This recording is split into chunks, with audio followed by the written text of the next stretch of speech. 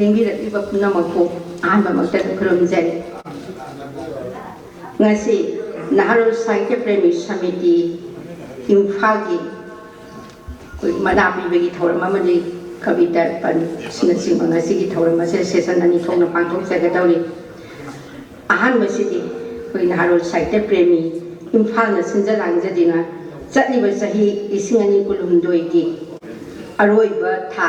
ꯑꯔꯣꯏꯕ ꯅꯨꯃꯤꯠ ꯍꯌꯦꯡꯗꯒꯤꯗꯤ ꯇꯥꯡ 1 ꯍꯥꯏꯗꯅ 2025 ꯍꯥꯏꯅ ꯆꯠꯈꯤꯒꯗꯧꯔꯕ ꯉꯁꯤꯒꯤ ꯋꯥꯛꯆꯤꯡꯒꯤ ꯅꯣꯡꯃ ꯄꯥꯟꯕ ꯂꯩꯕꯥꯛꯄꯣꯛꯄ ꯅꯨꯃꯤꯠꯀꯤ ꯌꯥꯏꯐꯔꯕ ꯄꯨꯡꯖꯥ ꯑꯁꯤꯗ ngasi Jawaharlal Nehru Manipur Dance Academy ki auditorium asida Sri Virendra Kachaba Kavi Darpan Wangma Honggi Thoram Pangthok Sagadori aduna ngasi gi Wangma Honggi Thoram asi Pangthok Sadabagi Damakta koi dai selection bigadaba Sri Kaikhuna Jariba Sri Longjam Joy Chandra President Manipuri Sahitya Parishad Imphal Professor Koijam Santibala Devi President the Cultural Forum Manipur Amadi Nauribam Indramani President Naharol Sahitya Premi Samiti Imphalna Ngasigi Thoramasida Chief Guest of Honor Amadi President Oina Lengsin Bigani Aduna Ekogi Dignitary Singna Lengbirak Labanina Ekogi Thoram Si Honaba Tanja Lauzeri Aduna Kausin Zeri Ikai Kunazeri Basing Sri Longjam Joy Chandra Singha Professor Koijam Santibala Devi Amadi Nauribam Indramani Dai Selection Biraknaba Hangachari Dignitary Singha Dai Selection Biraba Matunga City Sinja Langzeri Basingi Michael Devi Samna Kodol for Pibina Hangachari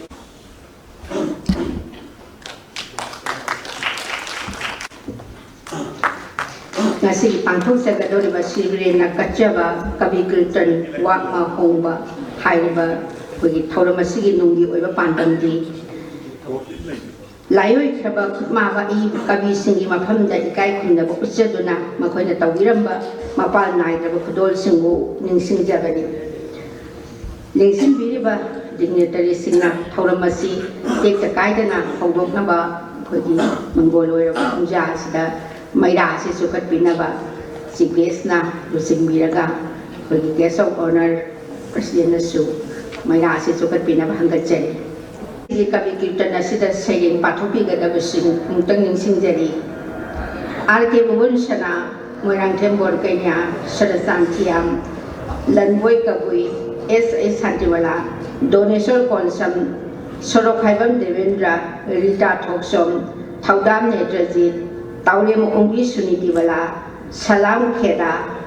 Wangambati Hawizam Sanu Prema Tayyibur Rahman Akhum Yandibala Kenebo Rajkumar Parshuram Thinam Zamadi Devadas Mairimbam Haiba Kavi Singasina Ngasigi Wangma Honggi Thoramasida Sagin Patapigani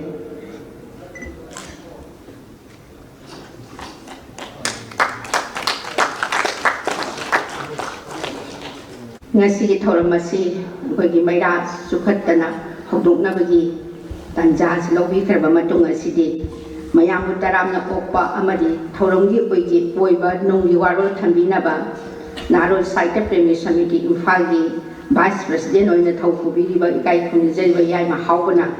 Kogi Ngasigi Taramna Okpa Amadi Nungi Warol Asi Tambigani Lengsin Biraksi Ikai Kunizaiba Yaima Hauba Mayam Punamapu Aina Narol Sahitya Premi Samiti ki Maut Sinjarga Narukna Kurubda Pangaloyana Taram Chok Seri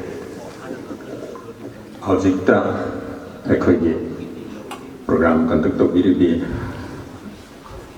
Oda Tobina Pudana Haibirame Mapunamata Ngasigi Nubilasi Samitina Pangtok Sabatorum Singi Manunda Yam Namaru Oiba Ama Oi Madam de Eque Samitina Sahitya Oiba Koriroli Kumsi 2024 Sida Bigida Balang Tokadaba Manamanga Yen Topa Namit Amakoire Aduga Samitigi Yamna Naknana Loina Zaramba Aduga Taupu Biramba Oda Layo Sri Virendra Kapiramba Kabi Kirtan Kino Bitsimagani si Lai Adoniam the Marupo Bani and Miam the Nation Javani Adana Ahan Bada Kabi Kirtan Nasi Haujagani Adaga Anisu Badana Mana Yen Vitorum Sia Topa Quaitsi Yes Singalana like Madu Pantok Sagani Adana Ahan Bagima Sri Biren Katsaba Kabi Kirtan Wak Mahomba Asigi Thorum Sigi, Direct Election Diribe Kai Kunazarma, Oda Sri Longjam Joy Chandra, President Manipuri Saita President Pa, CPSO in Election Biri, Oda Atawai Sangyam Nataram Nopsiri, and Professor Kojum Santibla Devi, President the Cultural from Manipur, Guest of Honor in Election Biri. Oda Santibla Taram Nopsiri, Adaga Samitigi, President Biriba, Adaga Kabi Kirtan Thorum Sigi, President Wana, Thorumapo in election Biriba, Oda Norabum in Germany, Taram Nopsiri, Adaga Mesigi Kabi Kirtan Sida, Sarana Quay, saying Pabigedaba, Nato Bigedaba. From Sibiam Mapung Pan, Bigedoriba, Pan Bigedoribi, Taratret,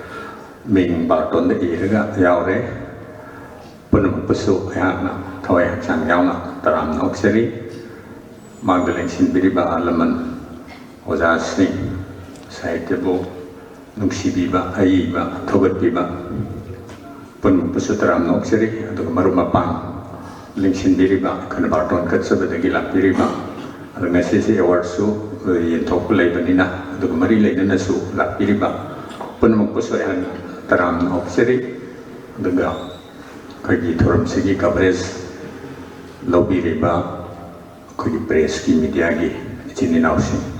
Mayam Punamukusutaram Oxeri, Aina, Han Bigoina, Punamukomata Citadana, Taram Oxeri.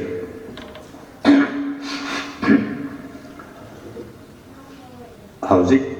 Oda to mina sukra Kabi Kirtan di Sorak Masjid Mahibir yang mengat Kagi tips of iceberg to pibiramai Ngasi kena pangtok segadori ba Kabi Kirtan sigi maramda kajitang Thorum sigi mari ledan Hawaii mangatradan tamzege Ay kena pangtok serisi Ozana Ahan ba pangtok pa horum base Masih Yam kan token kari haftar kari 2004 dagi hau ki bane adana matam tang sum markara hoda lai tabagi kari lepur ka kana pa bada ngasi si bau basida drama thoira suba adom kabi kirtan oire ana naron saita premi samiti imphalna sai ani le raga hoji sinjari se masigi Asi Haudor Basidi Hanbada Maranai Oina Oda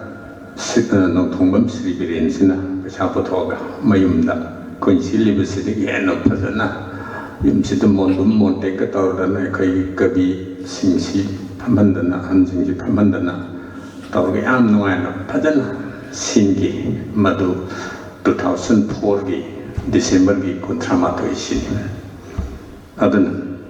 Madada Tadong Al or Bakabi Sing Marton Captain Kaurga, Miam, Yam or Zagda Tindusko, Oda Sering Pan with a Tamin at the Yam Nomina, the Mine How evening. Ada Yao Jamaican Ninjing with the Co in the Loin Not, Tobabdina Day. Lysam Samarendra, Live Havako, Elangum Sonamani, Nilbir Sarmas Street. Elangman Nilkanta, I got Zentuk Parson, assisting the Six Yaw, I am President, I am no line. The weekend Ganda, Odana, is Madame the Samitigi, Zen Secretary of Germany. Odana Adugumba program to be conducted, Tohanda Tobutigi in Krakanja Yawani, Adana Masak Nairavan Hakabi at Asia. Mete Kakisnate. Tongan ba community singi ai ba kabi sing si Sulonia Muslims yawi kabuisya Nepali yaw smai tokna Silian Pajaba, Dugumba, Kogi, Masanyam Yom, and Nachom, Amigimong, and Hazana Sinbiro, Yamway. Adobe Sangi Babashi Joram Putri, Mapamo de Pachapatopaki, Mas Sien Zong, the Mayams Unarguaris, Adusmat Sikisual, Wabli Devosat. And my thought in a satirically, Sahi Ani, Layanga, the Mana, Tori. Nerimatam Kran Layrangadi Krigi Ozansi 2011 December Kunipan was asleep. Adimatam took the Matam Kring Lep Naduga Magna I could put the Tomin and Posoda, nobody is having one Imong Manongi. Itay Malay Chasing Pantry Lady see the word Mamley. I see what is he Paul Badagi Samitigi Ozasi Hanas Mayam the Hazagrico. Narrow set the premise Medisi 1959 said July Nitan Tratreta Hudopas. I see Ozasi Birin Sina Pounder General Secretary. I don't know. Samitigal in about Marisiam Nakna, Zietnatum Leonard Pane. Aduna Imung Manungi Mayiron degi Loinabi Amadi Masa Sing Ozai Apam Aning Madumakasa Tadana Putaning Bama Lay Adanoza Masamakna Hodopagi Zenin Secretary Udana Laiba Suma Akwagi Samiti Sida Tang Masi Makasa Taba Sidney Nabayamra Ivy Ports Blanca Arakwagi Samiti Sina President Kubna Kanara yes Odana Toyong Tobobo Quick Sam Magnaba, Oibanina, Tonina, Armana, Samnaraga, listening a nigget, Trantapan, Sensita, Canto, Submiti Nabo, or Kabikitans. That is my weakness, is my now by the game of horror penny. I don't know. Say any Lerga, Sinjabani. I don't know. Masajida. Ozana Kalamba can say. Kirtan guys, say Sapakadoba, Konung that over Kirtan guy, and Tim Kirtan guy, she is Ozana Ivan Kalamia, Pazan Yawan. Other the Mian Panushiko, the Pichetto, the Na Harao, and the Nanongai, and the Na Tobi Portse, Masi Kushanted Sinjalaga, Saitaki lady, but I be sing, Kabi sing, and the Gisai the Palm, Mayam say, I said, Man, then cut for Pamgalona, Toming but Harauning but Mamma Power, other than him, sick, Gabi Kirtan Hena, or Anmaming Tolomipsi. Man, Ibayam sang Ibama lay, other than Aina, some Tenazabani. I don't know. Masigi Kenosida Krihatare Koji. Yauriba Kabi Sinsi Mana Manga Kanogata or Dana Tops Kayam Pado Palam Tare, Pam Aduga Larry Topogi Larry Tiba Habi Hydra Bamon Manga Larry Pan Hydra Masipadana Tamaga Pamaga Tole Adudadi Karihata Ekona Yam Sam Nawakal Zida can be a trip Manum Durkanum Kuyi Niki Maron Hydra Bhakti Gikari Adugumage Rasikumagas Yauri Marakta Akuyi Tripurandagi Kuyi Manus, Krishna Mongols, Masum Yahongia, the Mongon the labor impressions Mana Irga Pundorka the Yam Zong Torem as a Siamna Kabigi. Wahi and the Sumba cited the lady ba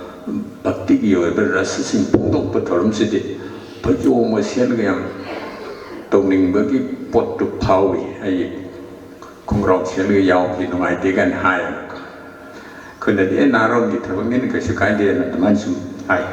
Other than Yam Tang upon the kind of my remark, the President Irpat thing, they don't want to have covered up my mod people, the President Ibir Piao. Others might of the Ozana, Pambiramba, 거기 아이베싱 신의 거다 비리바 그노스 contribution 뭐이 구도르시 마만스디 그래 했다래 거기 마만 빠방 남들어봐 양 priceless 했더네 아시오다나 큰기 아들 뭐이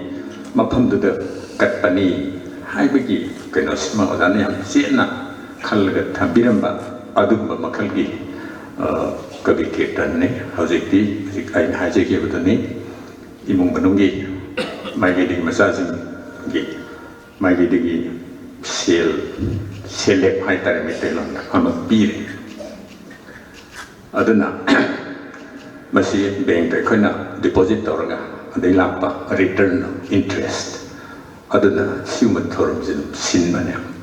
신바지다 양파데나 레파나 신바 코타 아두금바기 디 남데 아두부 헥토부 칸데 이몽근웅기 마이게디기소 the moina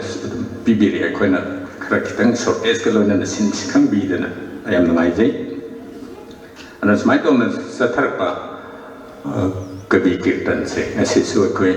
kabi tratre komas mai na akoina thamjari hojiki loina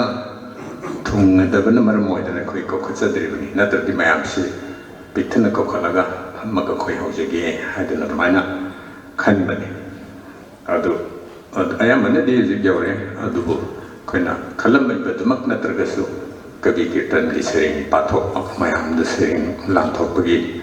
마탄시티 하우지 아이 비저리 막기 노트기 텐탁 프시마 로이실가 좀 하우나나 바코이 타랑토 저게 아드나 사이가보다 아이나 ngasibi kabi kitansi kabi teraterina serbiadan pangtong na sinjabani adana koi punum pusin biriba mapuna sigi kan pangthok jariba kabi kitan ni thuram se masi mai papa binabi suno ane khale aglo silpada dai television biriba CPS about na president aina taram nokcheri lensin biriba laman sing sering tibia bodoriba kabi sing babo ane lensin biriba saita nakshi biriba mayam punam po duk press ki media gi sili nausin punam po ahna loisin jarpa sida amukana taran nokcheri kurumjari Samiti gi Vice President na masi pangthok ba thoram sigi matangda saura ko wafam ma thambiba mayam pumnam na taminari makhatara ko sigi ngasigi invocation ko gi kari haini sayo gi saying haijaba tare Sri Biren Kabi maming lai labasna ibiramba saying ama thibina bagi damakta Rukmol Theater gi senior artist kai khunjari bangangom na bugiso lingsin birak na bangachari loinana thiga dori ba saying asi lai kidraba Sri Biren ibirambani chatloi ko ai mapham kadai da su haina mingthon ba saying asini lingsin birak si ngangbam na bugiso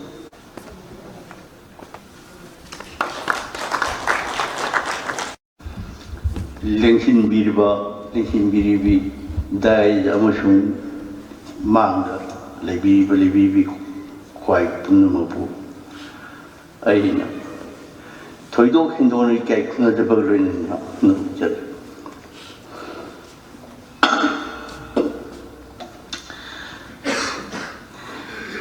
iramdam manipur da mahusha lairembi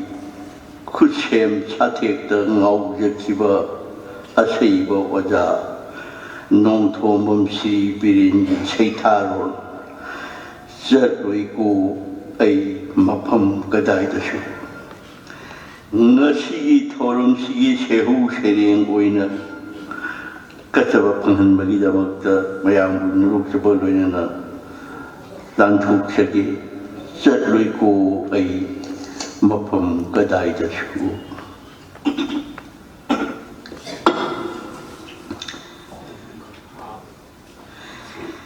he manipur leishengi cheng laba loinai draba khongchat chida nangi nathada hoba uwa I yum lao she ai Nathanung nangi patna punduna masak ukidrabashu ไอ้ดีอโตปมพมก็ได้แต่ชูจะรวยโกไอ้ดีอโตปมพมก็ได้แต่ชูจะรวยโกnangi natambakta amukhalak jingnung dagi loknung dagi lehau chelwa jingi leinang puba inga ingen yi akhak arau loinaba kungi nong jugi wa konjel lakta impal turelgi iril turelgi kong turelgi Abloke luang li nambul turel ki Thawal turel, Shekmai turel, Sakpi turel Khuga turel, Irang turel, Maklang turel Turel Chingi mabuk dhanna Patharak pa ipom naina Lori lana Sapu kan jenthar ngiba ichelda lôi mồm chana phô ôi nơ ngam phết hai nơ khang nơ hầu ra đi tu hayeng ai nơ chi ra ka hầu ra đi tu hayeng ai nơ chi ra ka aduga mera than lak pada chogri mapal oi imai di ipak pak ingau Shakanido aina inkol chinda Langban nung shana lauhi koi bangam dana sabada Pogi charong oi langchak shana pongani aina Hiyangai poinu thada ingthangi meng labanung shada Khoi ngang chana charong dum lao Yan thơ hâu mieng wang malan Lâu buk singda amun bepau ki charong oi pan gani do ayak na Atheng ba ahinda poinu lorok thagi Kungi phau kanar pagi changari ke dung chi ba khodel nung chi ba chei ta ga di aina khulam chei ta wa ching tha gi trat ching ba un khar khau go khaba lu ki charu ko marak ta kau kha kau thum oina hau gani aina Thairen thawu oiraga Hawaii tharak mapal oi tek thagani aina tek Hainu mapal na chawam cha Hangam mapal na ithak hau Napu na ipom langgani aina Kun di Athen ba turil gi torban singda Lamta thagi thagaida Longja oina ishang charong pangani aina imiti tong turel gi torbanda inkol gi batonda singyada tanyada umanda wamanda Manipur nangi ashangba atyama koida Paidan chanagani aina ujek macha oi Shembang oi shekpi macha oi Shendrang oi na yung chayinda Lamta thangya ahan bada charoi khang laga Ngamu na ushin taukani Lamta thagi thamaida Haikha mapal oi Malhay mapal oi Ingaw Shakani aina Inkol gi matay da Shajibu thana lakpada Loklay pulay kambong oi ꯑꯩꯅ ꯌꯥꯏꯄꯜꯕꯨ ꯑꯣꯏ ꯂꯩꯁꯥꯠ ꯇꯝꯒꯅꯤ ꯆꯤꯡꯃꯥꯏ ꯊꯟ ꯂꯩꯔꯤ ꯂꯩꯁꯪ ꯑꯣꯏ ꯀꯨꯁꯨꯝ ꯂꯩꯕꯨ ꯑꯣꯏ ꯀꯣꯝꯕꯤ ꯂꯩꯕꯨ ꯑꯣꯏꯅ ꯍꯩꯔꯤ ꯍꯩꯌꯥꯏ ꯍꯩꯈꯥ ꯍꯩꯇꯨ ꯃꯥꯜꯍꯩ ꯑꯣꯏ ꯂꯥꯏꯅꯤꯡꯊꯧ ꯁꯅꯥꯃꯍꯤ ꯏꯃꯥ ꯂꯩꯃꯔꯦꯜ ꯁꯤꯗꯕꯤꯗ ꯑꯊꯦꯟ ꯄꯣꯠꯄꯨ ꯀꯥꯗꯨꯅ ꯑꯅꯧꯕ ꯆꯍꯤ ꯍꯧꯒꯅꯤ ꯑꯅꯧꯕ ꯆꯍꯤ ꯍꯧꯒꯅꯤ ꯁꯖꯤꯕꯨ ꯆꯩꯔꯥꯎꯕꯒꯤ ꯌꯨꯝꯊꯣꯡꯒꯤ ꯊꯣꯡꯒꯥꯜꯗ ꯆꯥꯛ ꯊꯥꯗꯨꯅ ꯃꯊꯦꯜ ꯂꯨꯀꯣꯏ ꯀꯠꯂꯒ ꯅꯨꯡꯊꯤꯜ ꯑꯩꯍꯥꯛꯁꯨ ꯀꯥꯔꯨꯒꯅꯤ ꯆꯩꯔꯥꯎ ꯆꯤꯡ ꯃꯔꯨꯞ ꯃꯄꯥꯡꯁꯤꯡꯒ ꯑꯉꯥꯡꯁꯤꯡꯒ ꯍꯦ ꯃꯅꯤꯄꯨꯔ ꯑꯩ ꯀꯗꯥꯏꯗꯁꯨ ꯆꯠꯂꯣꯏꯀꯣ ꯅꯪꯕꯨ ꯊꯥꯗꯣꯛꯇꯨꯅ ꯑꯩ ꯀꯗꯥꯏꯗꯁꯨ ꯆꯠꯂꯣꯏꯀꯣ ꯅꯪꯕꯨ ꯊꯥꯗꯣꯛꯇꯨꯅ ꯑꯩꯒꯤ ꯍꯛꯆꯥꯡ ꯄꯣꯂꯥꯡꯁꯤꯅ ꯑꯣꯟꯈ꯭ꯔꯕꯁꯨ ꯅꯪꯒꯤ ꯅꯊꯥꯅꯨꯡꯗ ꯑꯩꯅ ꯑꯣꯏꯅ ꯇꯤꯟꯒꯅꯤꯀꯣ ꯑꯃꯨꯛ ꯑꯇꯩ ꯃꯐꯝ ꯀꯩꯗꯁꯨ ꯇꯤꯜꯂꯣꯏꯀꯣ ꯑꯩꯍꯥꯛ ꯅꯪꯒꯤ ꯅꯊꯥꯗ ꯍꯜꯂꯛꯀꯅꯤꯗ ꯑꯩ ꯁꯣꯏꯗꯅ ꯀꯥꯂꯦꯟ ꯊꯥꯅ ꯑꯣꯏꯕꯒ ꯇꯥꯔꯛꯈꯤꯒꯅꯤ ꯑꯌꯨꯛ ꯌꯦꯟꯗꯥ ꯑꯉꯟꯕ ꯏꯅꯨꯡꯅ ꯉꯥꯟꯊꯨꯝꯗꯪ ꯈꯨꯟꯒꯤ ꯂꯥꯏꯕꯨꯡꯗꯒꯤ ꯁꯛꯂꯛꯄ ꯄꯦꯅꯥ ꯑꯁꯩꯕꯁꯤꯡꯒꯤ ꯌꯥꯀꯩꯔꯣꯜꯅ ꯈꯣꯝꯂꯦꯟ ꯃꯤꯀꯞ ꯊꯣꯛꯍꯟꯒꯅꯤ ꯑꯩ ꯐꯝꯗ ꯍꯤꯞꯅ ꯇꯥꯒꯅꯤ ꯑꯩꯍꯥꯛ ꯅꯨꯡꯁꯤꯕ ꯁꯩꯁꯛ ꯂꯥꯏ ꯍꯔꯥꯎꯕꯒꯤ ꯑꯌꯨꯛ ꯈꯨꯗꯤꯡꯒꯤ ꯅꯤꯜꯍꯟꯒꯅꯤ ꯑꯩꯅ ꯃꯥꯏꯀꯩ ꯈꯪꯗ ꯃꯐꯝꯗꯒꯤ ꯈꯣꯡꯗꯨꯅ ꯇꯤꯡꯒꯣꯡ ꯀꯥꯡꯒꯣꯡ ꯀꯥꯂꯦꯟ ꯇꯦꯝꯄꯥ ꯀꯥꯂꯦꯟ ꯊꯥꯒꯤ ꯅꯨꯃꯤꯠ ꯆꯞ ꯌꯨꯡꯕꯗ ꯂꯝ ꯈꯨꯅꯨ ꯑꯣꯟꯗꯨꯅ ꯆꯤꯡꯊ ꯀꯨꯀ꯭ꯔꯨ ꯀ꯭ꯔꯨ ꯑꯇꯥꯕꯁꯤꯡꯒꯤ ꯊꯅꯨꯡ ꯏꯆꯦ ꯍꯨꯜꯍꯟꯒꯅꯤ ꯑꯩꯅ ꯂꯩꯁꯦꯡꯒꯤ ꯁꯦꯡꯂꯕ ꯂꯣꯏꯅꯥꯏꯗ꯭ꯔꯕ ꯈꯣꯡꯆꯠꯁꯤꯗ ꯍꯌꯦꯡ ꯑꯩꯅ ꯁꯤꯔꯒ ꯑꯇꯣꯞꯄ ꯃꯐꯝ ꯀꯩꯗꯁꯨ ꯄꯣꯛꯂꯣꯏꯀꯣ ꯑꯩꯍꯥꯛ ꯃꯅꯤꯄꯨꯔ ꯅꯪꯒꯤ ꯁꯤꯌꯣꯝꯅꯨꯡꯗ ꯂꯩꯆꯤꯟ ꯄꯣꯛꯀꯅꯤ ꯑꯩꯅ ꯍꯟꯖꯤꯟ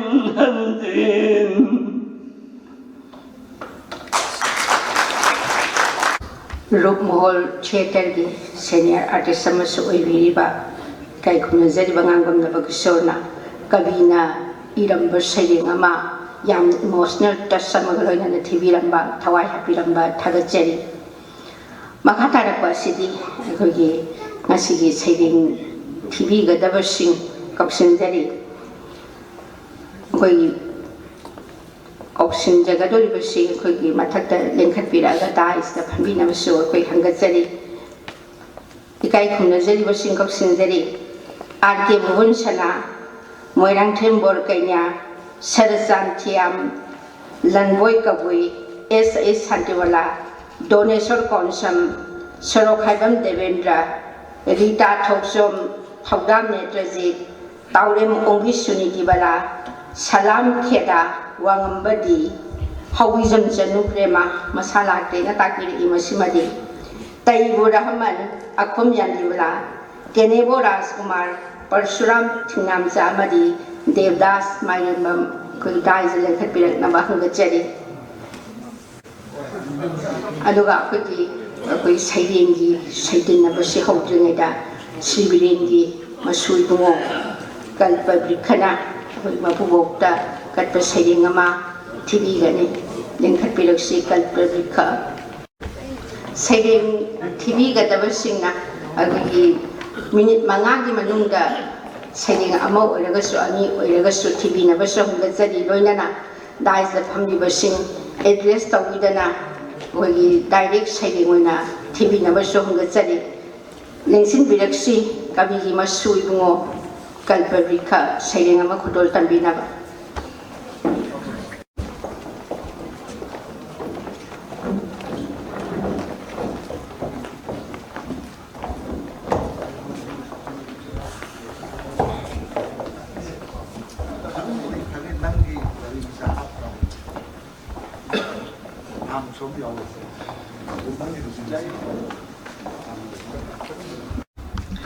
Kurumjari Pumnamaku, a very good morning to one and all present here. Thajabadi, why? Adubu, Thajabadi Hati. Sahi Tarahundui Surakle, Aigita Dobu, Nongtombam Sri Biren Singh, Mahaku Ukitabu. Adubu, Sahi Tarahundui Sufarakle. Aikoi Tamoidadi, Mahaki, Achau Mafam Ama. Adum Lady Nasisu Hauziksu. That's the beauty of art. That's the beauty of an artist. That's the beauty of an artist becoming an art. Art lives on forevermore. Hajaiko Akoisa Mayam Pumnamaku Mukahana Kurumjari. I have the iming Apupu Renkauze. Sailing Iba, Nongtumam Sri Birengi, Masunapa Ahan. I would like to welcome everyone to this auspicious Kavi Kirtan, the Wak Mahongo. Nasi, Aina Pazagadoriba Sailing Si, Aigadi, Tamoiga Yam Nanaknava, Aihaki Punsida, Ihan Hana, Imale Bata Saitaraga, Iba Sailing. Aihakna aeroplane Manunda Izakibani, Mamang Sehi, Manipur at Tolakpada, Delhi Dagi. Ima Manipur da Lanjil Lakpasida, Lectil Laktagi, Egi Imabu Ubada, Tuk Lauba, Pauba, Tuk Lauba Musu Fauki. Kang Hode, Matang Migupta imitate Piedum Centarame. I have Matam Yamna di Lozer Rege, I have Nanasi, Pazagado River, I have Izaba Sering, Sigi Mamendi, Aiga Imagagi, Aeroplane Kongchat. Aina aeroplane tong na Uki aigi Hazarabi ima Uki aigi Akang kan bi ima Tamoy na thok na laumingam ki Lamja Sara Migi mama Hazabibu Ima kong shasa Lamja Sara ni ko noise Lamja Sara ni ko noise Natragana, Haujikangi, Achopi, Haido, Oijat la noise. Lam suchop, Migi mama suchop. Noklaki, Imana, Momon. Pirang di adum sintaki, Aisu, Imasu. Lekchil na pirang kup nava hot nava. Mama na machada awaba utta naba hot naba Yengam da pat ontoki ay Ho ima Aigi ima Manipur Nacha halakle Nacha lakle Wara roy Kap la roy Chak la roy Kai roy Aeroplane mamay laiki Ima lokta tipik thalam le Yam na kap lamale ima se Mami mut laroy da papirang Konjel thok tra papirang Koi sang na ra papirang Macha kaya kaina bagi pirang Ay su tumin na yinglammi Ima na su engon na tumin na yingla amki Wa dingang di Wadi ngang de wari di sanaram ki Aina noksilli Manasu noglaki Pidi adum tamine imaicha Nokmin naba lep ki de imaicha Nokpa di lep ki de imaicha Aeroplane tarakle Imagi tampak yorakle Ima ꯑꯩꯈꯣꯏ ꯀꯩꯗꯧꯅꯤ ꯑꯩꯈꯣꯏꯁꯦ ꯐꯠꯇ꯭ꯔꯕ꯭ꯔꯥ ꯏꯃꯥ 이마 nang siganuko ko ima siroy ima na ikhoy bukon kini ima na ikhoy bukon kini hanjin khan fatha jaram ki ima na ikhoy da tawbi bagum ima bu manam nam sira sut ima bu yana chik sira kak ima bu yana chik sira kak Sok bayaroy aigi ima Lao Pumnamak lao Hogat lo Yai kairo Pangal budi na puk thalaba ichil inaw Makok mapi Mapu minay Pangal sonba Pangal kanba Ima bukansi Ima bukansi Ima bukhoiramsi Ima bukansi Ima bu khairamse Ima bu kansi khairamjari Kabi ki masunu pani na haibado nasidi mayamda koi kabi ma sakhom na bagumba makhagni amnungai jei kalpari khana sering ama kodol tambirem nasigi thoram masida koi sering pathokoi thoram masi koi hodok na ba tawjarage aduga matang asida musun singjaning ba amana second session gi time limitation leiba maramna koi sailing pabi ga daba singna yari bu khai gi sailing se minute manga dai henbi daba loinana koi gi dai ta phamni ba singbu address taw gi thabak suma topina ba hanga chari amukanna mayam masi hanna hai na waro gi dana masu haijeri lingsin biraksi koi ngasi gi maming le ba aiba RK bubun sana Sailing ama kudol tambina ba kakhachari loinana ngasigi sailing TV ga dori bersing sigi biodata natraga makoi gi work asi haira gum seina senior kabina haibirakpani thagachari amung lingsin biraksi sailing gi maming haikha mapa yorak labara nasa pumba pungau hek ngauraduna mipung khuding sumhanna kadai de salubage nahan bakhaidi haikha mapal yorak labara nasa kumba pungo hek ngauraduna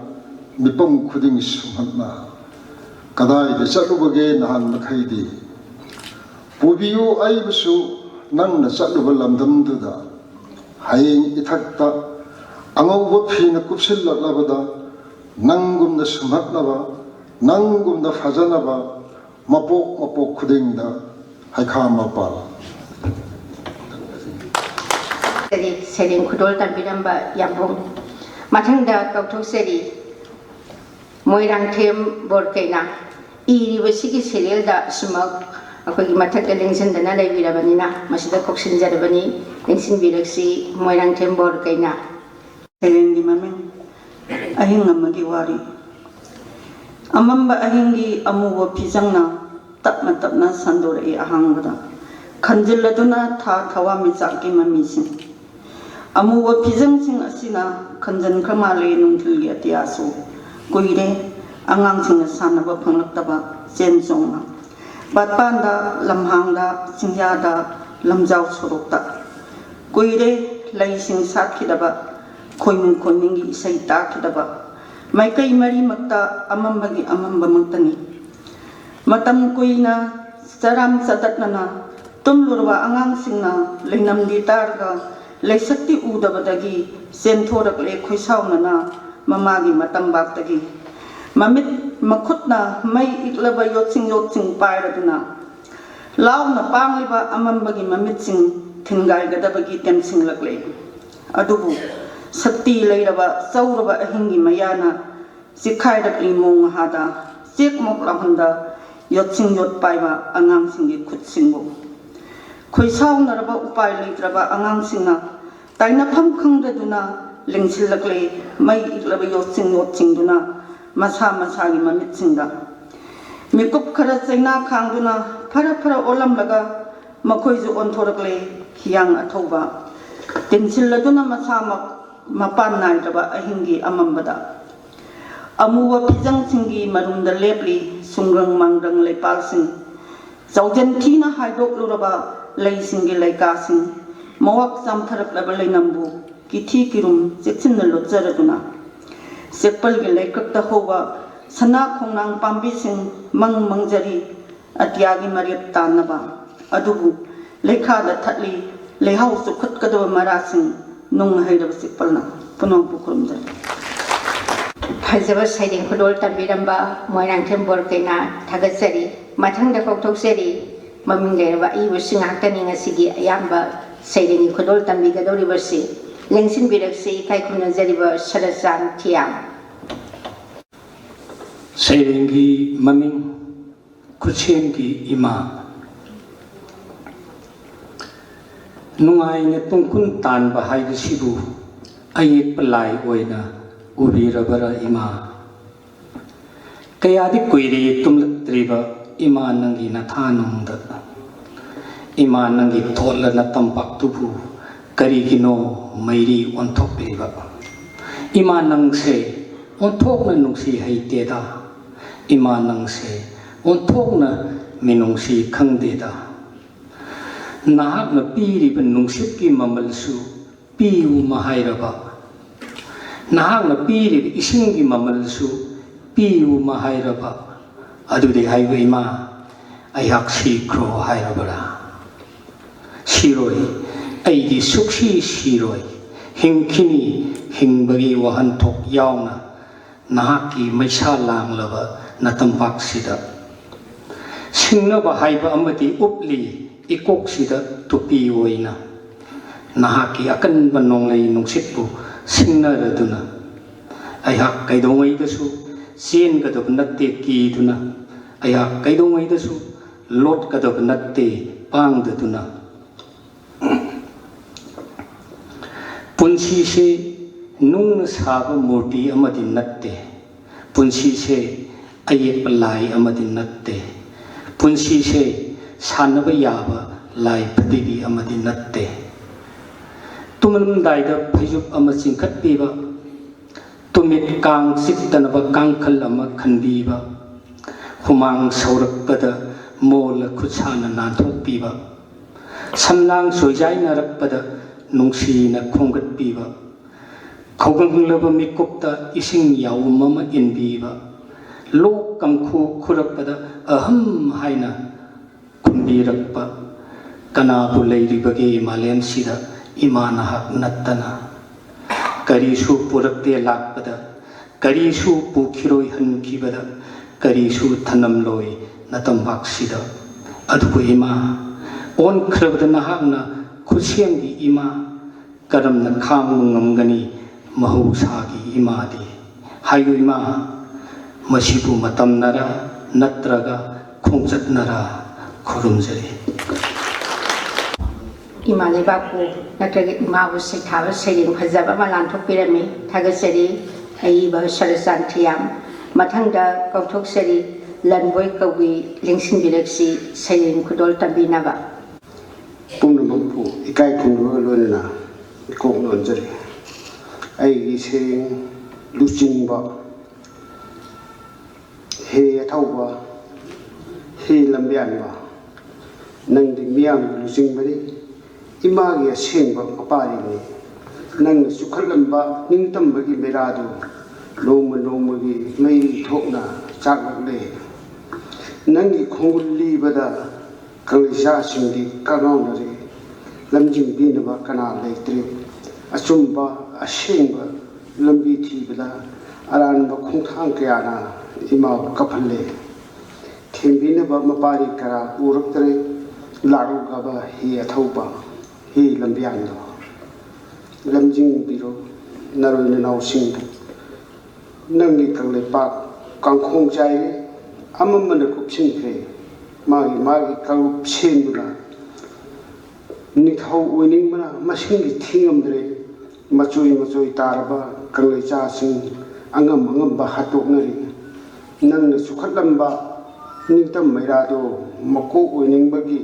ꯅꯣꯡꯂꯩ ꯅꯨꯡꯁꯤꯠꯅ ꯍꯨꯝꯕꯗ ꯐꯦꯔꯦ ꯐꯦꯔꯦ ꯍꯥꯏꯗꯨꯅ ꯈꯥꯡꯂꯤ ꯍꯦ ꯂꯝꯖꯤꯡꯕ nang na yiklamba leising me plana lei nang na saklamba isegi su tattana ngang ri gasi su nang na chatlamba mafam kuding makta mami seng tari nang di khungul he lusingba nang kadai de lotli bagi imana kauri lao gaba nang gi kanglai pa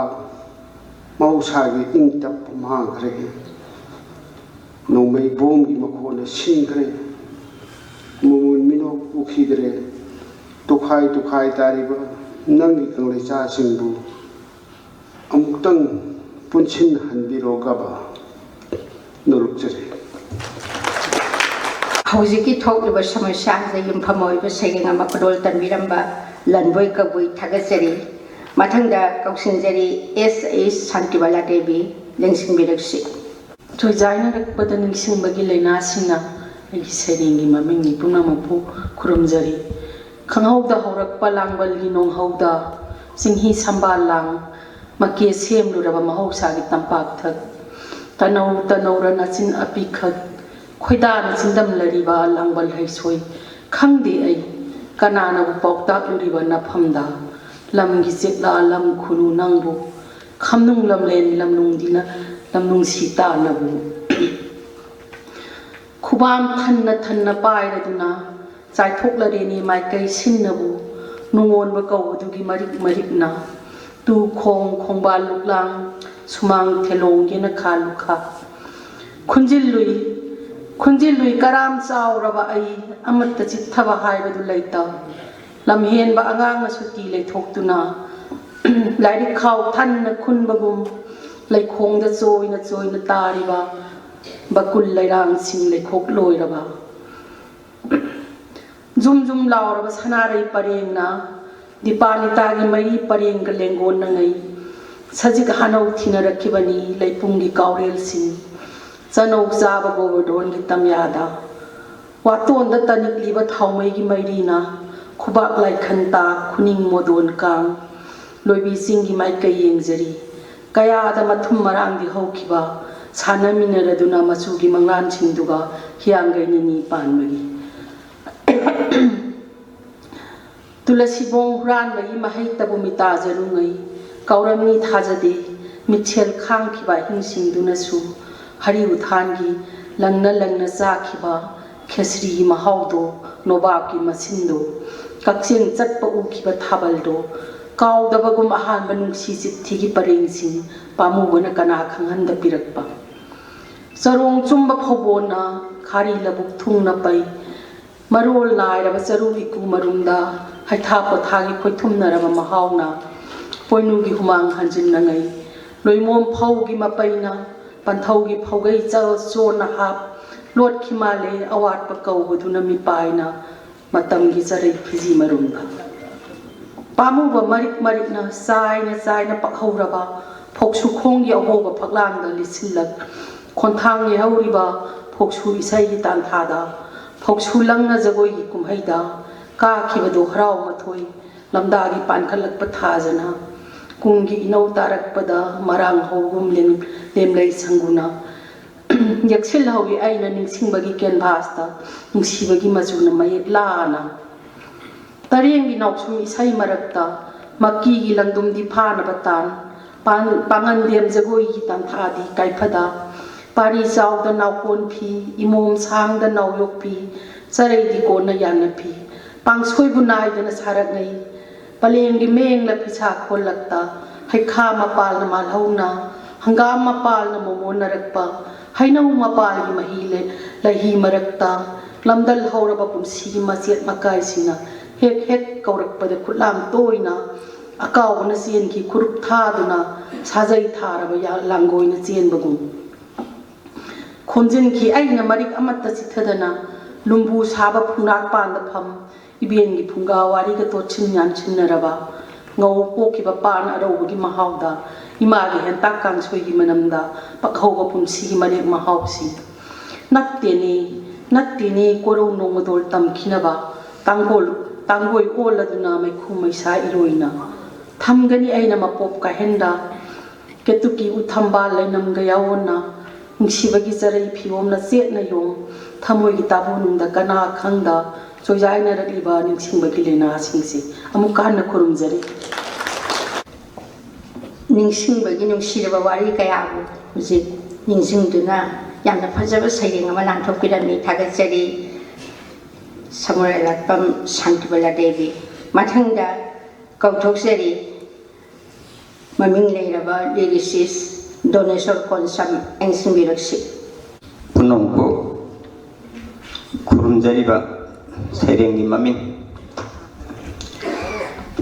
ꯍꯧꯔꯤꯗꯣ ꯂꯣꯏꯗꯕꯅ ꯆꯤꯡꯈꯩ ꯁꯅꯊꯣꯡꯗ ꯉꯥꯡꯔꯥꯟꯅꯕ ꯃꯁꯤꯛ ꯃꯉꯥꯜꯒꯤ ꯁꯦꯜꯍꯨꯜ ꯇꯝꯂꯛꯂꯤ ꯁꯦꯟꯌꯦꯛ ꯆꯥꯏꯔꯛꯂꯤ ꯃꯉꯥꯜꯅ ꯃꯃꯣꯟꯅꯔꯛꯂꯤ ꯑꯃꯝꯕꯒꯤ ꯀꯤꯁꯤ ꯊꯣꯛꯈ꯭ꯔꯦ ꯍꯦ ꯊꯋꯥꯏ ꯑꯆꯪꯕ ꯌꯥꯀꯥꯏꯔꯁꯤ ꯌꯥꯎꯜꯂꯁꯤ ꯃꯩꯕꯨ ꯏꯁꯤꯡꯕꯨ ꯅꯨꯡꯁꯤꯠꯄꯨ ꯅꯣꯡꯂꯩꯕꯨ ꯅꯣꯡꯍꯨꯝꯕꯨ ꯅꯣꯡꯊꯧꯔꯦꯟꯕꯨ ꯑꯍꯥꯡꯕꯕꯨ ꯇꯔꯪꯕꯨ ꯃꯥꯂꯪꯕꯨ ꯇꯥꯏꯔꯤ ꯉꯥꯛꯏ ꯁꯦꯜꯂꯤ ꯃꯥꯏꯀꯩ ꯁꯨꯡꯗꯥꯏ ꯁꯤꯟꯅ ꯁꯨꯅ ꯂꯣꯏꯅ ꯈꯪꯅ ꯈꯨꯠꯁꯨ ꯊꯥꯡꯂꯦꯟ ꯆꯦꯠꯅ ꯄꯥꯏꯅ ꯍꯥꯏꯅ ꯌꯥꯟ ꯀꯧꯕ꯭ꯔꯨꯗ ꯃꯥꯔꯖꯤꯡꯗ ꯋꯥꯡꯕ꯭ꯔꯦꯟꯗ ꯊꯥꯡꯖꯤꯡꯗ ꯎꯒꯅꯤ ꯀꯨꯞꯂꯤ ꯅꯣꯡꯊꯥꯡꯑꯣꯏ ꯇꯥꯒꯅꯤ ꯈꯨꯔꯤ ꯂꯥꯏ ꯈꯨꯕꯥꯛ ꯀꯨꯝꯗꯝ ꯅꯣꯡꯈꯣꯡ ꯁꯩꯅꯤꯟꯅꯥꯏ ꯑꯣꯏꯕꯅꯤ ꯅꯣꯡꯃ ꯅꯣꯡꯃꯒꯤ ꯑꯣꯏꯕꯅꯤꯗ ꯄꯨꯡꯒꯤꯅꯤ ꯊꯥꯡꯉꯣ ꯍꯩꯅ ꯇꯞꯅ ꯌꯦꯠꯅ ꯍꯥꯟꯅ ꯊꯥꯡꯉꯣ ꯂꯦꯡꯉꯣ ꯇꯞꯅ ꯍꯩꯅ ꯑꯣꯏꯅ ꯍꯥꯟꯅ ꯃꯥꯏꯀꯩ ꯈꯪꯅ ꯈꯣꯡꯗꯣꯏꯔꯁꯤ ꯈꯣꯡꯗꯥꯔꯁꯤ ꯂꯝꯂꯦꯟ ꯈꯪꯅ ꯂꯝꯊꯨꯡ ꯂꯝꯌꯦꯡꯂꯁꯤ ꯌꯥꯀꯥꯏꯕꯒꯤ ꯌꯥꯀꯥꯏꯖꯕ ꯀꯔꯤ ꯌꯥꯀꯥꯏꯖꯕꯅꯣ ꯃꯑꯣꯏꯕ ꯀꯣꯟꯊꯣꯛꯄꯒꯤ ꯀꯣꯟꯊꯣꯛꯄ ꯀꯔꯤ ꯃꯈꯣꯟ ꯊꯣꯛꯅꯣ ꯃꯍꯥꯏꯕ ꯑꯣꯏꯕꯅꯤ ꯄꯨꯝꯅꯃꯛ ꯂꯣꯏꯅ ꯉꯁꯤ ꯅꯣꯡ ꯌꯦꯅꯧ ꯁꯪꯒꯨ ꯑꯣꯏꯕꯗ ꯁꯣꯟꯖꯟꯅꯤꯖꯕ ꯌꯦꯅꯧꯔꯅꯤ ꯌꯦꯅꯧꯔꯦ ꯌꯦꯅꯧꯔꯦꯗ ꯂꯥꯅꯧ ꯁꯪꯒꯨ ꯀꯧꯅ ꯃꯑꯣꯏꯕꯗ ꯁꯣꯟꯖꯕ ꯂꯥꯅꯧꯔꯅꯤ ꯂꯥꯅꯧꯔꯦ ꯂꯥꯅꯧꯔꯦꯗ ꯂꯨꯞꯅ ꯁꯪꯒꯨ ꯂꯦꯞꯇꯅ ꯍꯟꯅ ꯃꯁꯣꯟꯕ ꯂꯨꯞꯅꯧꯔꯅꯤ ꯂꯨꯞꯅꯧꯔꯦ ꯂꯨꯞꯅꯧꯔꯦꯗ ꯆꯠꯂꯁꯤ ꯊꯤꯔꯁꯤ ꯌꯧꯔꯁꯤ ꯈꯜꯂꯁꯤ ꯈꯨꯜꯂꯁꯤ ꯂꯧꯔꯁꯤ ꯉꯝꯈꯩ ꯈꯪꯅ ꯉꯝꯈꯪꯂꯁꯤ ꯉꯝꯄꯥꯡꯂꯁꯤ ꯉꯝꯗꯥꯏꯔꯁꯤ ꯂꯝꯈꯩ ꯂꯣꯝꯅ ꯂꯝꯅꯥꯏꯔꯁꯤ ꯂꯝꯌꯦꯡꯂꯁꯤ ꯂꯝꯇꯥꯏꯔꯁꯤ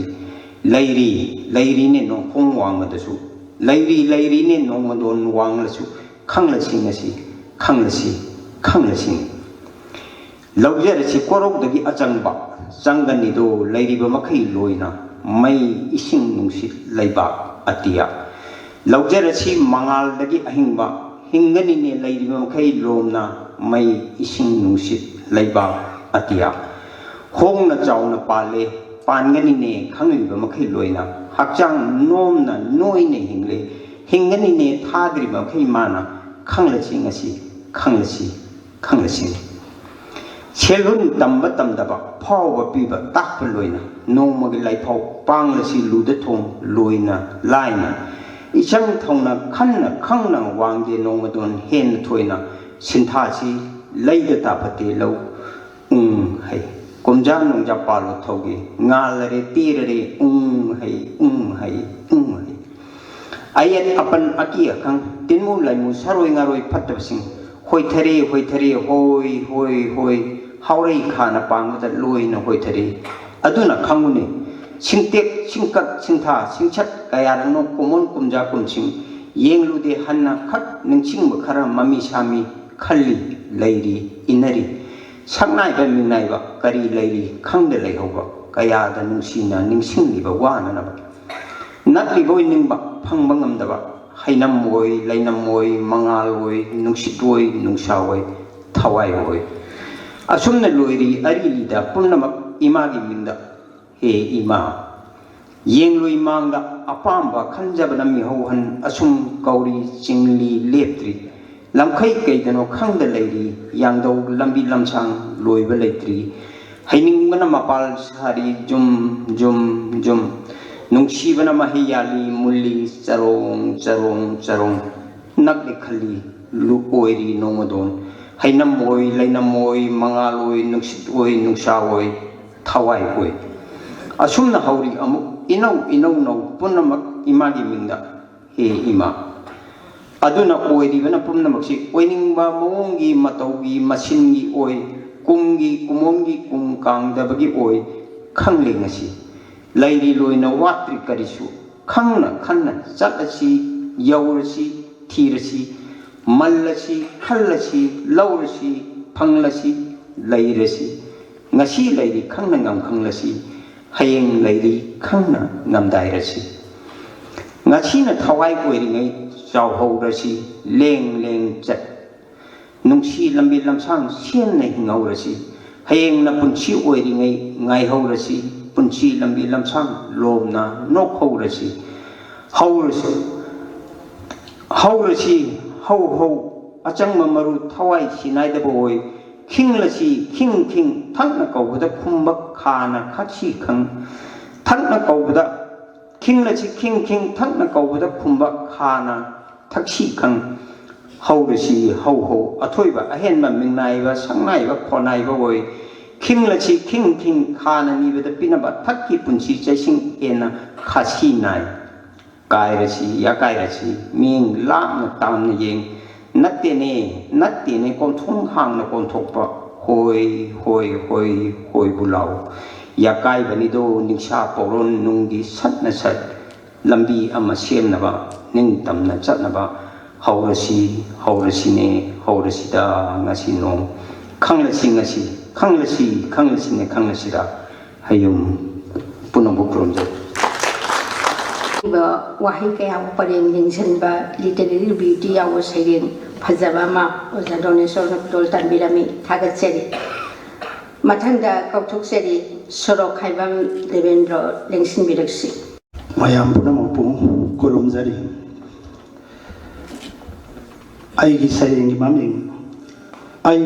ꯑꯃꯁꯨꯡ ꯅꯨꯡꯁꯤ ꯊꯣꯏꯕꯤ ꯂꯝꯗꯝꯁꯤꯗ ꯑꯩ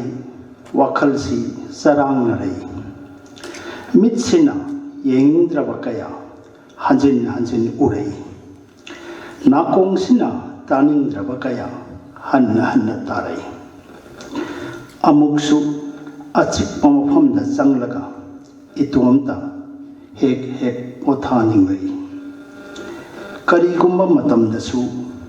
ꯀꯂꯛ ꯏꯍꯧꯕ ꯃꯤ ꯑꯃꯒ ꯌꯦꯡꯊꯤꯅꯕ ꯂꯩꯇꯕ ꯅꯨꯡꯁꯤꯕꯇꯅ ꯄꯤꯛ ꯊꯟꯕ ꯃꯐꯝ ꯑꯃ ꯄꯥꯝꯂꯛꯏ ꯃꯥꯂꯦꯝ ꯂꯩꯀꯣꯏꯄꯨꯡ ꯑꯁꯤꯗ ꯃꯐꯝꯗꯨ ꯐꯪꯂꯒꯗꯤ ꯀꯌꯥꯗ ꯅꯨꯡꯉꯥꯏꯖꯒꯗꯕ ꯊꯃꯣꯏꯁꯦ ꯀꯌꯥꯗ ꯄꯦꯟꯖꯒꯗꯕ ꯂꯥꯏꯅꯤꯡꯍꯜ ꯕꯨꯙꯅ ꯍꯟꯖꯤꯟ ꯍꯟꯖꯤन ꯊꯤꯈꯤ ꯃꯐꯝꯗꯨ ꯎꯟꯗꯅ ꯊꯜꯂꯕ ꯍꯤꯃꯥꯂꯣꯏ ꯆꯤꯡꯈꯣꯡꯗꯒꯤ ꯏꯊꯛ ꯏꯄꯣꯝꯗꯅ ꯌꯩꯔꯕ ꯖꯄꯥꯟꯒꯤ ꯁꯃꯨꯗ꯭ꯔ ꯈꯣꯡꯕꯥꯟ ꯐꯥꯎꯕ ꯃꯍꯥꯛꯀꯤ ꯁꯥꯟꯇꯤꯒꯤ ꯄꯥꯎꯖꯦꯜꯅ ꯅꯤꯜꯂꯤ ꯑꯗꯨꯕꯨ ꯐꯪꯕꯗꯤ ꯉꯝꯗ꯭ꯔꯤ ꯃꯤꯍꯧꯕ ꯀꯂꯛ ꯌꯦꯟꯊꯤꯕ ꯑꯋꯥ ꯑꯅꯥ ꯂꯩꯇꯕ ꯃꯐꯝ ꯀꯔꯝꯕ ꯃꯤꯀꯨꯞꯇ ꯌꯧꯁꯤꯟꯈꯤꯕꯅꯣ ꯑꯩ ꯈꯪꯍꯧꯗ꯭ꯔꯦ ꯅꯤꯡꯇꯝꯂꯕ ꯑꯩꯒꯤ ꯋꯥꯈꯜꯅ ꯃꯪ ꯂꯩꯕꯥꯛ ꯑꯃꯗ ꯈꯣꯡꯗꯥꯔꯨꯏ ꯑꯩꯒꯤ ꯃꯤꯠꯃꯥꯡꯁꯤꯗ ꯎꯔꯛꯏ ꯄꯨꯡꯍꯥꯡ ꯍꯥꯡꯕ ꯄꯨꯡꯂꯪ ꯂꯪꯕ ꯃꯤꯈꯣꯜ ꯑꯃꯠꯇ ꯇꯥꯗꯕ ꯃꯐꯝ ꯑꯃ ꯑꯩ ꯏꯊꯟꯇ ꯀꯅꯥꯁꯨ ꯌꯥꯎꯗꯅ ꯆꯠꯂꯝꯃꯤ ꯃꯐꯝꯗꯨ ꯇꯝꯅ ꯑꯩꯍꯥꯛ ꯉꯛꯄꯅ ꯄꯤꯛ ꯊꯟꯈꯤ ꯃꯐꯝꯗꯨ ꯍꯦꯛ ꯊꯨꯡꯂꯕꯒ ꯉꯥꯏꯍꯥꯛ ꯆꯪꯉꯛꯅꯅ ꯂꯩꯔꯤꯉꯩ ꯇꯨꯡꯂꯣꯝꯗꯒꯤ ꯈꯣꯟꯖꯦꯜ ꯑꯃꯅ ꯑꯩꯕꯨ ꯈꯪꯄꯦꯛ ꯈꯪꯍꯟꯈꯤ ꯀꯌꯥꯝ ꯀꯨꯏꯔꯦ ꯅꯍꯥꯛ ꯌꯧꯔꯛꯄ ꯑꯩꯗꯤ ꯅꯪꯕꯨ ꯉꯥꯏꯕꯗ ꯍꯛꯆꯥꯡꯁꯦ ꯆꯣꯛꯊꯔꯕꯅꯤ ꯃꯥꯏ ꯂꯩꯗꯨꯅ ꯌꯦꯡꯊꯣꯛꯂꯨꯕꯗ ꯅꯨꯡꯁꯤ ꯊꯣꯏꯕꯤꯗꯣ ꯑꯩꯕꯨ ꯌꯦꯡꯗꯨꯅ ꯂꯩꯔꯝꯃꯤ ꯑꯩꯅ ꯄꯥꯈꯪ ꯑꯣꯏꯔꯤꯉꯩ ꯅꯨꯡꯁꯤ ꯊꯣꯏꯕꯤꯗꯣ ꯑꯩꯒ ꯈꯪꯅꯔꯛꯈꯤꯕꯅꯤ ꯑꯩꯍꯥꯛ ꯃꯍꯥꯛꯄꯨ ꯉꯛꯅ ꯌꯦꯡꯂꯨꯏ ꯋꯥꯍꯩ ꯑꯃꯠꯇ ꯍꯥꯏꯕ ꯅꯪꯗ꯭ꯔꯤꯉꯩ ꯑꯩꯍꯥꯛꯅ ꯃꯍꯥꯛꯅ ꯑꯃꯨꯛꯁꯨ ꯍꯥꯏꯔꯛꯏ ꯑꯩꯈꯣꯏ ꯑꯅꯤꯇ ꯉꯥꯏꯍꯧꯔꯕꯅꯤ ꯆꯠꯂꯁꯤ ꯑꯩꯈꯣꯏꯁꯨ ꯅꯍꯥꯛꯅ ꯄꯥꯝꯖꯕ ꯃꯐꯝꯗꯨꯗ ꯃꯁꯤ ꯍꯥꯏꯔꯒ ꯃꯍꯥꯛꯀꯤ ꯃꯈꯨꯠ ꯑꯅꯤꯗꯣ ꯐꯟꯗꯣꯔꯛꯏ ꯃꯍꯥꯛ ꯄꯥꯏꯒꯗꯧꯕꯒꯤ ꯇꯧꯔꯛꯏ ꯃꯇꯧꯗꯨꯗ ꯅꯨꯡꯁꯤ ꯊꯣꯏꯕꯤꯒꯤ ꯑꯩꯍꯥꯛ ꯉꯛꯄꯅ ꯈꯝ ꯊꯦꯡꯂꯤ ꯑꯃꯨꯛꯇꯪ ꯎꯈꯤꯗ꯭ꯔꯕ ꯃꯍꯥꯛꯀꯤ ꯁꯑꯣꯡꯅꯤ ꯈꯨꯗꯛꯇꯨꯗ ꯑꯩꯅ ꯎꯔꯤꯕꯗꯣ ꯃꯍꯥꯛꯀꯤ ꯃꯐꯝꯗ ꯋꯥꯐꯝ ꯑꯃꯠꯇꯁꯨ ꯉꯥꯡꯕ ꯉꯝꯈꯤꯗꯦ ꯑꯩꯍꯥꯛ ꯑꯩꯕꯨ ꯌꯦꯡꯂꯒ ꯑꯃꯨꯛꯁꯨ ꯊꯨꯔꯦꯃꯈꯩ ꯃꯍꯥꯛꯅ ꯍꯥꯏꯔꯛꯏ ꯑꯩꯒꯤ ꯈ꯭ꯋꯥꯡꯗ ꯀꯣꯜꯂꯛꯑꯣ ꯆꯠꯂꯁꯤ ꯍꯧꯖꯤꯛꯃꯛ ꯑꯩꯍꯥꯛ ꯍꯥꯏꯐꯦꯠ ꯈꯧꯇꯛ ꯆꯥꯈꯤ tawphom khangkite ahamti adumapu inba taki mahangna haiba khuding thuna sangsiduna ai maki makhwangda koluri kanna kolao mantok tanaba masi hairam laka nuksi thobido mathak lomda paikhat pa hore makut ani do khapladuna ayaksu hanadagi hena sen kolami mahaki makhwangda ahang mathakta paina nuksi thoibina haire nangna pamjaba mhamdo masi natiye masidi ahan marol ani wali satkadaba ai swai lauki mahaki waisindu tabada marol khallubada humang karai haksangsi thank you ꯑꯩꯕꯒꯤ imagination ꯅꯨꯡꯁꯤꯇꯣꯝꯕꯤ ꯃꯌꯥꯝꯗ ꯂꯥꯟꯊꯣꯛꯄꯤꯔꯝꯃꯤ ꯊꯥꯒꯠꯆꯔꯤ ꯗꯦꯕꯦꯟꯗ꯭ꯔꯣ ꯃꯊꯪꯗ ꯀꯧꯊꯣꯛꯆꯔꯤ ꯔꯤꯇꯥ ꯊꯣꯛꯆꯣꯝ ꯂꯦꯡꯁꯤꯟꯕꯤꯔꯛꯁꯤ ꯉꯁꯤꯒꯤ ꯃꯃꯜ ꯅꯥꯏꯗ꯭ꯔꯕ ꯀꯕꯤ ꯀ꯭ꯔꯤꯇꯣꯟꯒꯤ ꯊꯧꯔꯝ ꯑꯁꯤꯗ ꯀꯠꯆꯔꯤꯕ ꯑꯩꯒꯤ ꯁꯩꯔꯦꯡꯒꯤ ꯃꯃꯤꯡ ꯇꯥꯛꯄꯤꯔꯝꯃꯨ ꯈꯪꯂꯕꯗꯤ ꯇꯥꯛꯄꯤꯔꯝꯃꯨ ꯂꯩꯉꯥꯛꯄ ꯂꯩꯅ ꯃꯤꯆꯝꯅ ꯂꯩꯉꯥꯛꯄ ꯂꯝ ꯃꯇꯣꯡꯅ ꯂꯩꯉꯥꯛꯄꯅ ꯃꯔꯨꯅ ꯃꯤꯆꯝꯅ ꯆꯥꯕ ꯂꯝ ꯁꯤꯐꯥꯏꯅ ꯇꯣꯂꯣꯞ ꯆꯥꯕ ꯃꯤꯆꯝꯅ ꯂꯥꯟꯊꯦꯡꯅꯕ ꯊꯥꯒꯠꯂꯒ ꯆꯥꯎꯍꯟꯕ ꯑꯃꯨꯛꯁꯨ ꯑꯄꯪꯕ ꯁꯤꯕ ꯂꯤꯂꯥ ꯍꯩꯕ ꯃꯄꯨꯅ ꯃꯊꯛ ꯃꯈꯥ ꯑꯣꯟꯗꯨꯅ ꯀꯥꯟꯅꯕꯇ ꯊꯤꯖꯕ ꯅꯨꯄꯤꯗꯕꯨ ꯉꯥꯎꯖꯕ ꯅꯤꯁꯥꯕꯨꯗꯤ ꯂꯂꯣꯟꯕ ꯂꯨꯆꯤꯡꯕꯅ ꯂꯩꯕ ꯂꯝ ꯁꯝꯕꯜꯅ ꯍꯋꯥꯏ ꯃꯇꯣꯜ ꯆꯥꯕ ꯈꯨꯔꯛꯀꯤ ꯏꯅ ꯂꯥꯏ ꯁꯥꯕ ꯈꯣꯜꯂꯥꯎꯅ ꯄꯨꯟꯁꯤꯟꯁꯤ ꯊꯕꯛꯅ ꯇꯣꯈꯥꯏ ꯆꯤꯟꯒ ꯈꯨꯠꯀ ꯃꯥꯟꯅꯗꯕ ꯂꯨꯞ ꯃꯁꯤꯡ ꯌꯥꯝꯕ ꯂꯝ ꯌꯨꯝꯗꯥꯡꯕꯅ ꯀꯩꯅꯥꯔꯛꯂꯕ ꯅꯆꯥ ꯂꯧꯊꯣꯛꯎ ꯏꯆꯥꯁꯨꯡꯒꯦ ꯂꯥꯎꯅ ꯈꯣꯡꯅ ꯇꯥꯜꯂꯛꯂꯐꯥꯎ ꯉꯥꯏꯈꯣ ꯈꯥꯡꯈꯣ ꯈꯥꯝꯂꯤꯕ ꯃꯄꯤ ꯃꯄꯥꯅ ꯂꯨꯆꯤꯡꯕ ꯋꯥꯕꯅ ꯄꯟꯗꯣꯜ ꯂꯣꯝꯂꯕ ꯂꯝ ꯀꯔꯤ ꯂꯝꯗꯝ ꯀꯧꯁꯤꯒꯦ ꯈꯪꯂꯕꯗꯤ ꯇꯥꯛꯄꯤꯔꯝꯃꯨ ꯀꯛꯉꯥꯎꯅꯔꯦ ꯃꯤꯆꯝꯗꯤ ꯍꯦ ꯀꯕꯤ ꯔꯠꯅ ꯑꯁꯥꯎꯕ ꯀꯕꯤ ꯃꯤꯡꯒꯧꯅꯈꯤꯕ ꯅꯍꯥꯛꯅ ꯀꯠꯄꯤꯔꯝꯕ ꯀꯕꯤ ꯀꯤꯔꯇꯟꯒꯤ ꯉꯁꯤ 10ꯁꯨꯕ ꯆꯍꯤꯒꯤ ꯊꯧꯔꯝ ꯑꯁꯤꯗ ꯂꯦꯡꯁꯤꯟꯕꯤꯔꯤꯕ ꯂꯥꯏꯑꯣꯏꯈ꯭ꯔꯕ ꯀꯕꯤꯁꯤꯡꯒꯤ ꯊꯋꯥꯏꯁꯤꯡꯅ ꯃꯤꯆꯝꯅ ꯀꯔꯤ ꯇꯧꯒꯅꯤ ꯇꯥꯛꯄꯤꯔꯝꯃꯨ ꯑꯃꯨꯛꯇꯗꯤ ꯈꯨꯗꯝꯅ ꯎꯠꯇꯨꯅ ꯅꯠꯇ꯭ꯔꯒ ꯀꯥꯟꯆꯤ ꯀꯣꯀꯤꯜꯒꯤ ꯃꯤꯔꯕ ꯈꯣꯟꯖꯦꯜꯅ ꯃꯃꯥ ꯃꯄꯥ ꯃꯆꯤꯟ ꯃꯅꯥꯎ ꯃꯆꯥ ꯃꯁꯨ ꯀꯥꯏꯅꯔꯕ ꯂꯝꯗꯝꯁꯤꯒꯤ ꯂꯥꯟꯖꯗ꯭ꯔꯕ ꯀꯌꯥꯒꯤ ꯊꯃꯣꯏꯁꯤꯡꯕꯨ ꯑꯃꯨꯛꯇꯗꯤ ꯊꯦꯝꯖꯤꯟꯕꯤꯔꯝꯃꯨ ꯋꯥꯔꯦ ꯋꯥꯅꯤꯡꯉꯥꯏ ꯄꯨꯝꯅꯃꯛ ꯋꯥꯔꯦ ꯀꯞꯂꯦ ꯀꯞꯅꯤꯡꯉꯥꯏ ꯄꯨꯝꯅꯃꯛ ꯀꯞꯂꯦ ꯑꯗꯨꯕꯨ ꯄꯨꯟꯁꯤꯒꯤ ꯑꯔꯣꯏꯕ ꯃꯤꯀꯨꯞ ꯐꯥꯎ ꯅꯨꯡꯁꯤꯔꯕꯤ ꯏꯃꯥ ꯃꯅꯤꯄꯨꯔ ꯅꯪꯕꯨ ꯊꯥꯗꯣꯛꯇꯨꯅꯗꯤ ꯆꯠꯂꯣꯏꯀꯣ ꯃꯐꯝ ꯀꯗꯥꯏꯗꯁꯨ ꯆꯠꯂꯣꯏꯀꯣ ꯃꯐꯝ ꯀꯗꯥꯏꯗꯁꯨ ꯄꯨꯝꯅꯃꯛꯄꯨ ꯑꯃꯨꯛ ꯍꯟꯅ ꯈꯨꯔꯨꯝꯖꯔꯤ ꯉꯁꯤꯃꯛ ꯊꯣꯛꯏꯕ ꯂꯝꯗꯝꯁꯤꯒꯤ ꯄꯨꯟꯁꯤꯁꯤꯗ ꯌꯨꯝꯐꯝ ꯑꯣꯏꯔꯒ ꯁꯩꯔꯦꯡ ꯑꯃ ꯈꯨꯗꯣꯜ ꯇꯝꯕꯤꯔꯝꯕ ꯔꯤꯇꯥ ꯊꯣꯛꯆꯣꯝ ꯊꯥꯒꯠꯆꯔꯤ ꯃꯊꯪꯗ ꯀꯧꯊꯣꯛꯆꯔꯤ ꯊꯧꯗꯥꯝ ꯅꯦꯇ꯭ꯔꯖꯤꯠ ꯂꯦꯡꯁꯤꯟꯕꯤꯔꯛꯁꯤ ꯄꯨꯝꯅꯃꯛꯄꯨ ꯈꯨꯔꯨꯝꯖꯔꯤ ꯁꯩꯔꯦꯡꯒꯤ ꯃꯃꯤꯡ ꯖꯣꯝ ꯔꯥꯖꯇ ꯏꯕ ꯆꯤꯊꯤ ꯑꯩꯒꯤ ꯂꯥꯏꯕꯛꯇ ꯃꯩ ꯃꯁꯤꯡ ꯍꯦꯟꯒꯠꯂꯛꯂꯦ ꯂꯩꯔꯛ ꯃꯆꯥꯒꯨꯝ ꯈꯨꯜꯂꯛꯀꯤ ꯀꯣꯛꯀꯤ ꯂꯤꯛꯈ꯭ꯔꯕ ꯁꯝꯁꯤꯡꯁꯤꯗ ꯑꯉꯧꯕ ꯄꯣꯛꯅ ꯆꯤꯡꯃꯥꯏꯗ ꯇꯥꯔꯤꯕ ꯈꯨꯜꯒꯤ ꯏꯅꯥꯛ ꯈꯨꯜꯂꯕ ꯖꯤꯡꯒ ꯀꯨꯞꯂꯕ ꯌꯨꯝꯁꯤꯡꯒꯨꯝ ꯑꯍꯤꯡ ꯑꯃꯠꯇ ꯃꯄꯨꯡ ꯐꯥꯅ ꯇꯨꯝꯕ ꯉꯝꯁꯤꯜꯂꯛꯇ꯭ꯔꯦ ꯋꯥꯈꯜꯗ हाईवे थौरीब गारीगुम यांगना इचासिंगी डिमांड परेंग परेंग यंग जंग मरक्तुदा Imangi नुपीगी Narang Narang मखोन थोकलब गारीगी चंगदब याद्रब petrol diesel गुम मरक्सिदा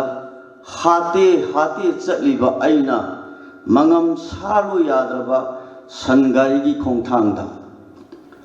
अहिंग अमत मपुंग फान तुमदब कुइरक्ले पुंसी से यामना लुसलकी सीबा से यामना किजरई सही सांगना हिंगनिंगली पाखत मंदना जोम रास्ता अइने ईमेल अमा थाजै यामना सेक्शन जना जोम रास अइगे सीगदबा मतम कयाम वालिबगे अइगी पुंसी सेंगजेन कयाम सांगना लैरिबगे मरमदी मधुगी तुंगिना अइगी पुंसीबु अइना सिजिन्नजगे नुमित खरनिगी मतुंगदा मंगानिगी मतुंगदा चिठी अमा फंखी इथा थाजदना जोमरासना थारकपा स्पीड पोस्टा यामना हराउजखी अया अइना सीगदबा मतम खंगलनि खनबदा अदुबु तायोनबदा जोमरासना एंगोंदा इरखी नाकी हिंबा सीबा विधि विधातगी अरुबा वादुबु इसम चमना ईमेल दे हत थारकपा करिनो ऑफिशियल चैनल द सेक्रेटरिएट प्रोसेस तौरु नेत्रजी जोमरास की वादा अया ओंथोन इकाई जखी लाई हाइतबगी मतिक आई ऑफिशियल प्रोसीजर खंगदबा कुबना खल्लबगी तुंगदा अया चीफ सेक्रेटरी द एप्लीकेशन अमा थारे सब्जेक्ट असुमना हाय अइगे सीबगी नुमित मतम खंगन बिरकना बहाइजबा कॉपी टू जोमरास अमदी केंद्र की एमएलए नुमित खरनी की तुंगदा चीफ सेक्रेटरी की ऑफिस द सत्तुना हंगबदा संगुना हंगबदा महाकी पीए ना हाइरई प्रिंसिपल सेक्रेटरी द थादा करे फाइल नंबर से सिलगा पुखरो अयाक नगलब तवी करिगिनो जोमरास थाबगी मुहूर्त प्रिंसिपल सेक्रेटरी द थादरबो प्रिंसिपल सेक्रेटरी द नुमित हुमनी मतम मांगलब मतुंगदा सेक्रेटरी द अमुक थादरई आई खंगसाव सावनिंगई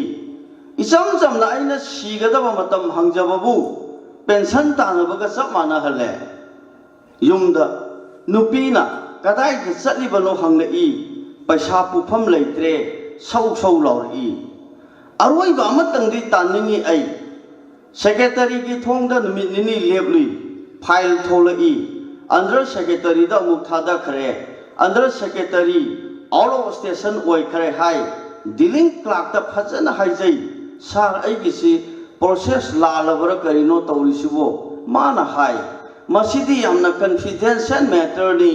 लोकल एमएलए की डीओ यावदबा यारोय मागा तानो अइना पाखना हाइरुई साना याननबा अमुक्तदि तौबियु अइगिसी मयांगा मानजदबनी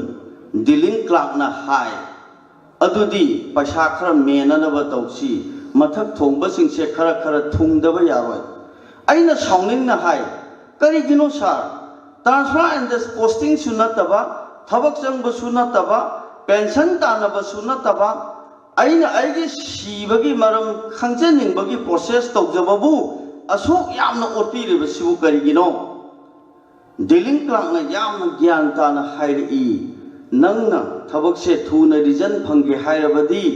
ऑनरेबल चीफ मिनिस्टर द हायो अदु नत्रबदी उपाय लैरोय वाखल की लेसिन मिमांग दा मुसुक मुसलई मांगखिबा मतम चंगखिबा सेनफम इमांग द सिंगुमना लेबली लौखटपा यादना इथन द खल्ली मुन्ना इतन तक खाली मुन्ना ओ जोमरासे अखोई की ऑनरेबल चीफ मिनिस्टर सी ओइरबोय पुनः खुरुमजरी सोइरबा लमदम सिबी चटनबी कयाबु सेरेंग द पुथोक्तुना सटेरिकल ओइबर टोनदा सेरेंग मा खडोल तंबिरंबा थौदाम नेत्रजि पुथागजरी मथंग कौथोक्सरी ताउरे मोंबी सुनिति बला लेंसिन बिरक्सी ngasi tindiriba khwai punamako koknana khurumjari sairengi mame amamba khongchat ngaikho happy tree ai wahang ama hange nangsu toksinaba oidaba amara nangsu toksinaba oidaba amara nahaki khongchat numiki akoibada oidaba khongchat la mayara masimasu लौगनु ऐगी वहंग से तराई तराई पाक हेक पिगनु ऐगी वहंगी पाकुम Nangi pakhumna oigadoribani asauba, nangi pakhumna oigadoribani asauba, ahongba ama malem sida, ahongba ama malem sida. Aduga amana masin masu mayara nungsiribasi aina nangbo, nungsiribasi aina nangbo. Tausinnaribara aina hinglibasingbo, tausinnaribara aina hinglibasingbo. Nang na maya oidrabadi karam na oigani maya, nang na maya oidrabadi karam na oigani maya. Aigi imana, aigi ipana, aigi nupina, aigi isana, aigi mari matana, aigi irup ipizana, aigi aina. Aduga makoina maya oiragana nahakna leigadawi kadaida. Aduga makoina maya oiragana nahakna leigadawi kadaida, nahakna maya oiragana nahaki wangmada leibra. Asumba asengba satyana atopa pichibi amagi saktamna, atopa pichibi amagi saktamna. Ani maksi oirabadi amatasu satyana leigadawi kadaida, ani maksi oirabadi amatasu satyana leigadawi kadaida. Nomadi satkadawi ay soidana khangdaba lamdamduda, nomadi satkadawi ay soidana khangdaba lamdamduda, khangdaba lambidugi khongsatta, khangdaba lambidugi khongsatta. Salam nakara nangi anoba saktamgi natambaktuda, salam nakara nangi anoba saktamgi natambaktuda. Konchin biyo haina nathanga, konchin biyo haina nathanga. Aigi anoba saktamna ariba thawaigi, aigi anoba saktamna ariba thawaigi. Laugadra matam aduda nahakna anoba mari ama nanga aigagi, anoba mari ama nanga aigagi. Haujikisi nataba, haujikisi nataba. Hingbasina oirabadi maya, sibasina oigadra saitya. Hingbasina oirabadi maya, sibasina oigadra satya. Masidi amamba khongsatni, masidi amamba khongsatni, masidi amamba khongsatni. Matang asida aigi sareng loisinjari naba khongsat. Aigi sareng aina langphamdudagi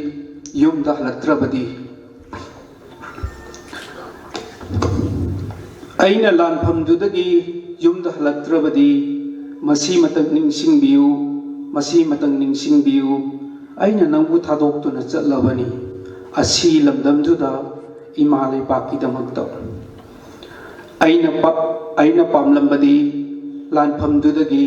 nangi nanakta halaktuna, nangi maithongdun aibu yengjaraga nokpaduni. Adubu kallaba lanphamduda aigi ikut ikhong animak kunsanbikibana mai leiduna halakpa ngamkhide. Palengi chetlaba wasak amana ikok thakta thangatuna purubana ningsinglakhi lanpham sida aigi wakal sina yeknabagi mayokta lemna urakhi minmangda nong asikpa hing amada nangna ningaidana tumlingaida aigi pabom thakta mongkhangnaduna matamduda bom nongmai gi ahoba makona nangi tumba thugai khibado numit aduda aina wasakhi nangi tumba thugai riba makoigi matakta laman khumgani haina.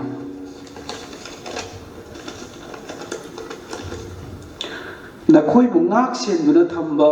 amadi nakoi bu ningtamna hinganba haibase masina aigi khwaidagi aruba ithok oiki. Ai isana isada thangkasaba ponu amasu oiki. Aina leibak ngakpa ama oirakibagi maramdi nungsirabi palem amadi nahaki maramdagini. Aidi oizaba thiba lanmi amadi nate lanphamsida. Aigi mitam mama phamungdugi nakanda thambiu. Tolamdai khudingi good night haibiramu. Aigi khazai nungsina supiramu. Aduga nungaina tumu aigi pambomna nangu sena kolibani khanduna. Kaubiganu karamna Jinban anina thingna kiba aigi nakongda nangna lona haikiba wahi kaya aduna tarakhi nangi ꯐꯤꯖꯤꯁꯨ ꯂꯩꯃꯥꯏ ꯊꯛꯇ ꯂꯣꯏꯁꯤꯟ ꯈꯨꯝꯖꯤꯟꯕ ꯌꯥꯗꯅ ꯅꯤꯡꯁꯤꯡꯉꯨ ꯃꯩ ꯍꯧꯕꯒꯨꯝ ꯁꯥꯔꯕ ꯑꯩꯒꯤ ꯐꯨꯏꯅ ꯍꯧꯕ ꯁꯣꯔ ꯃꯔꯝꯁꯤꯅ ꯑꯩꯅ ꯃꯨꯔꯨꯝ ꯃꯨꯔꯨꯝ ꯁꯣꯟꯈꯤ ꯅꯍꯥꯛꯀꯤ ꯅꯥꯀꯣꯡꯗ ꯑꯩꯅ ꯅꯪꯕꯨ ꯅꯨꯡꯁꯤ ꯍꯥꯏꯅ ꯇꯣꯏꯅ ꯇꯣꯏꯅ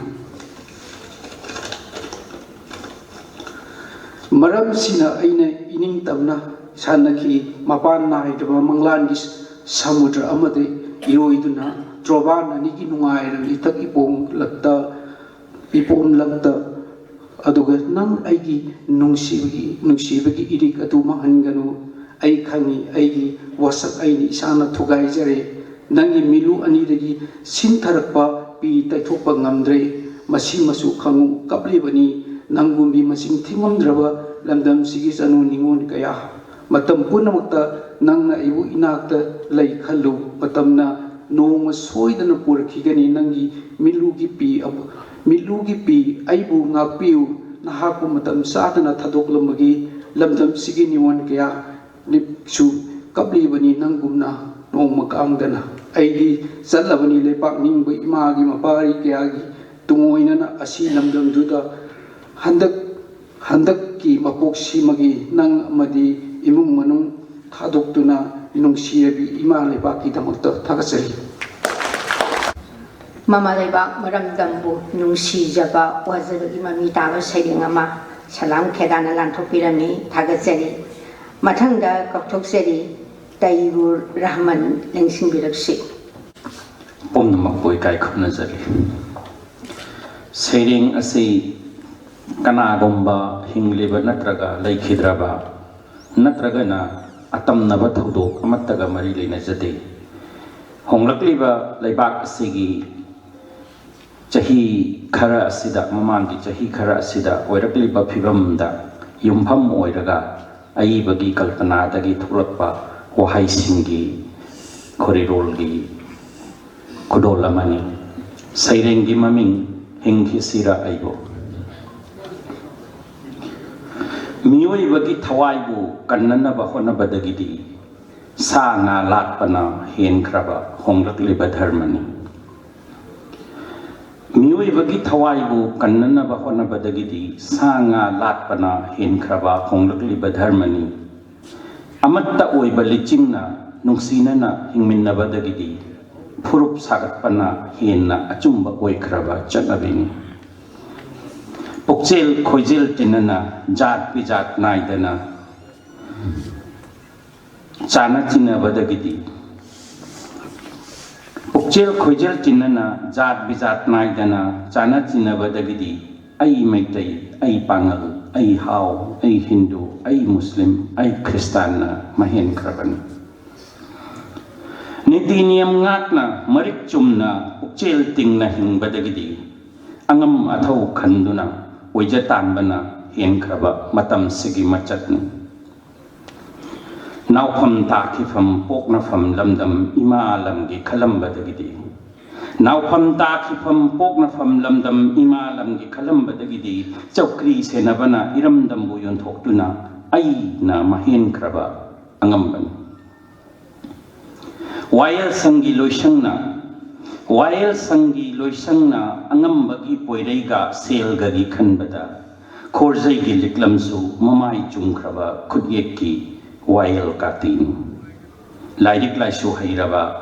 ꯁꯛꯅꯥꯏꯔꯕ ꯑꯈꯪ ꯑꯍꯩ ꯄꯨꯔꯣꯍꯤꯠ ꯀꯌꯥꯁꯨ ꯃꯅꯤꯡꯊꯣꯡ ꯊꯤꯗꯨꯅ ꯃꯁꯥ ꯃꯊꯟꯇꯒꯤ ꯈꯟꯗꯨꯅ ꯁꯥꯟꯇꯤ ꯊꯤꯈ꯭ꯔꯕ ꯁꯃꯥꯖꯅꯤ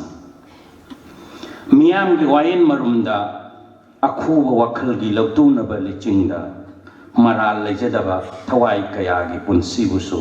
ꯅꯥꯆꯨꯡꯗꯅ ꯇꯦꯝꯁꯤꯡꯅꯍꯟꯈ꯭ꯔꯕꯅꯤ ꯈꯪꯖ ꯍꯩꯖꯗꯕ ꯃꯤꯆꯪꯒꯤ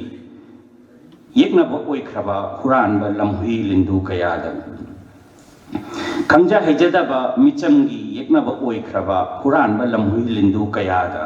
ꯂꯩꯉꯥꯛꯀꯤ ꯆꯨꯞꯂꯤꯁꯨ ꯅꯥꯆꯨꯡꯗꯅ ꯁꯤꯟꯅꯈ꯭ꯔꯕ ꯂꯝꯗꯝꯁꯤꯒꯤ ꯉꯥꯏꯍꯥꯛꯀꯤꯇ ꯈꯟꯕ ꯅꯥꯒꯔꯤꯛꯅꯤ ꯃꯔꯝꯗꯝꯒꯤꯗꯃꯛ ꯂꯥꯟꯊꯦꯡꯅꯕꯗ ꯁꯦꯠꯅ ꯌꯥꯏꯕꯤ ꯊꯋꯥꯏ ꯀꯠꯈ꯭ꯔꯕ ꯀꯌꯥꯕꯨꯅ ꯃꯔꯝꯗꯝꯒꯤꯗꯃꯛ ꯂꯥꯟꯊꯦꯡꯅꯕꯗ ꯁꯦꯠꯅ ꯌꯥꯏꯕꯤ ꯊꯋꯥꯏ ꯀꯠꯈ꯭ꯔꯕ ꯀꯌꯥꯕꯨꯅ ꯂꯩꯉꯥꯛꯀꯤ ꯌꯦꯛꯅꯁꯤꯡꯗ ꯆꯠꯍꯟꯈ꯭ꯔꯕ ꯃꯇꯝꯁꯤꯒꯤ ꯆꯠꯅꯔꯛꯂꯤꯕ ꯂꯩꯉꯥꯛꯂꯣꯟꯅꯤ masagi oijabata tanbada mioibagi hakpu lukngai haruba kayabuna masagi oijabata tanbada mioibagi hakpu lukngai haruba kayabuna jati gi mingchat urong purakpagum lei pareng hukna okraba ahongbani chapting ba bukjelda sunumduna chamna hingjaba michamgi punsibuna chapting ba bukjelda sunumduna chamna hingjaba michamgi punsibuna apangba miraiduna tuhatna het piramlaba ngasigi taiyonnaraba chanabini masa masagi apamba thibada masa masagi apamba thibada laida sonbabu khulai oina sajinnarakpana honglakliba matamgi asingba lukni khanbana chana pathap oinaraklabani nupi angang ko sarak tampham oiraklaba lamdam sigi nungtigi samajda nupi angang ko sarak tampham oiraklaba lamdam sigi nungtigi samajda khara khajik ting thajaba natana pangal di mangraba michamge mero mikap mirao kolne isagi jati gi natraga miyoibagi hak kannanaba kholau lauragana isagi jati gi natraga miyoibagi hak kannaba kholau lauragana destrohi maral sibiduna kaisum sangda namsinbiraba wail lalongni khanghoda horakpa pendabagi ihau kayana poloi famdi yongamdana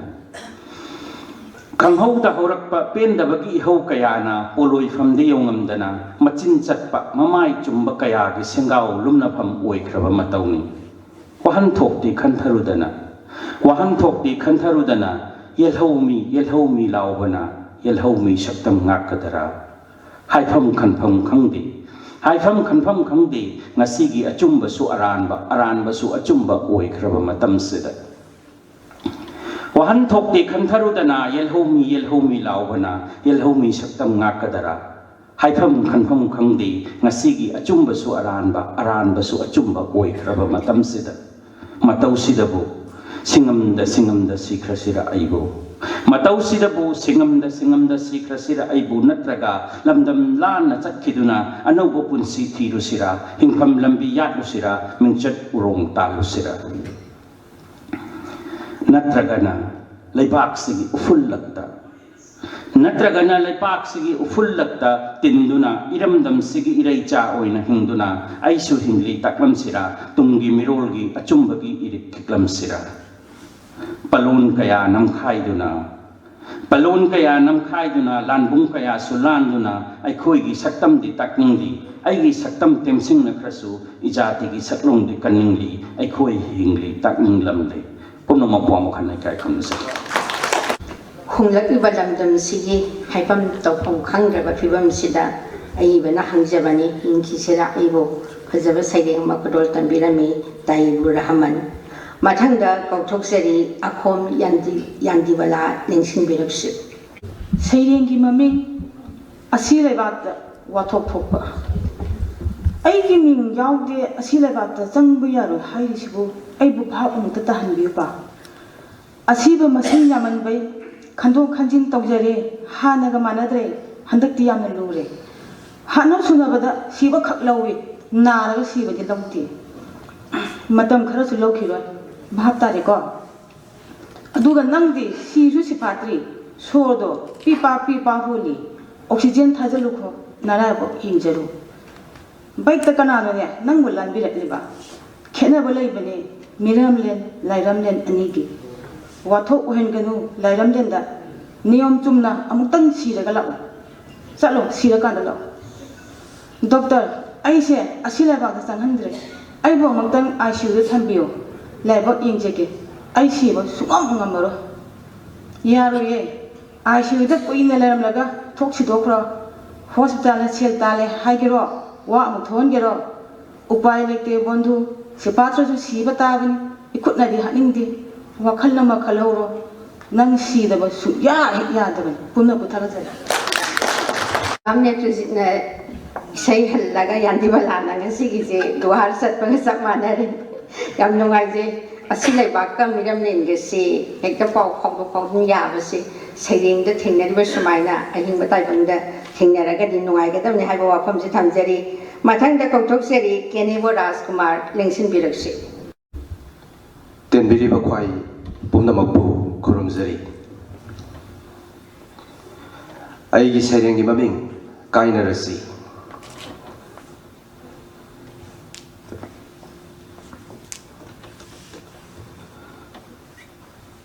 ꯃꯇꯝ ꯀꯧꯕꯤ ꯁꯛꯎꯗꯕꯤ ꯄꯨꯟꯁꯤꯒ ꯅꯪꯒ ꯈꯨꯠꯁꯝꯅꯗꯨꯅ ꯆꯍꯤ ꯀꯌꯥ ꯀꯌꯥ ꯂꯥꯛꯈ꯭ꯔꯦ ꯑꯃꯨꯛꯇ ꯐꯥꯎ ꯎꯖꯕ ꯐꯪꯖꯗꯦ ꯊꯣꯏꯅ ꯍꯦꯟꯅ ꯅꯤꯡꯊꯤꯔꯝꯒꯅꯤ ꯅꯪꯒꯤ ꯁꯅꯥ ꯃꯥꯏꯊꯣꯡꯗꯤ ꯉꯁꯤꯗꯤ ꯁꯤꯟꯊꯥ ꯂꯣꯏꯔꯗꯨꯅ ꯍꯟꯒꯦ ꯍꯥꯏꯔꯛꯂꯦ ꯅꯍꯥꯛꯁꯨ ꯈꯥꯝꯂꯨꯕꯁꯨ ꯉꯝꯗꯦ ꯏꯇꯤꯛꯁꯨ ꯅꯠꯇ꯭ꯔꯦ ꯑꯗꯨꯕꯨꯅꯦ ꯃꯤꯁꯅꯥ ꯊꯝꯕꯥꯜ ꯑꯅꯤꯅ ꯂꯩꯁꯥ ꯇꯝꯂꯤꯕ ꯄꯤꯒꯤ ꯏꯔꯤꯛꯅ ꯅꯤꯛ ꯅꯤꯛ ꯂꯥꯎꯔꯕ ꯏꯄꯥꯛꯁꯦ ꯀꯔꯝꯅ ꯑꯩꯅ ꯁꯦꯟꯅꯧ ꯍꯥꯏꯕꯒꯦ ꯁꯣꯜꯂꯕ ꯀꯥꯍꯠꯂꯕ ꯈꯨꯠꯁꯥꯁꯤꯡꯁꯦ ꯊꯥꯡꯒꯠꯂꯗꯨꯅ ꯀꯝꯗꯧꯅꯗꯤ ꯀꯥꯏꯅꯔꯁꯤ ꯍꯥꯏꯔꯁꯤꯒꯦ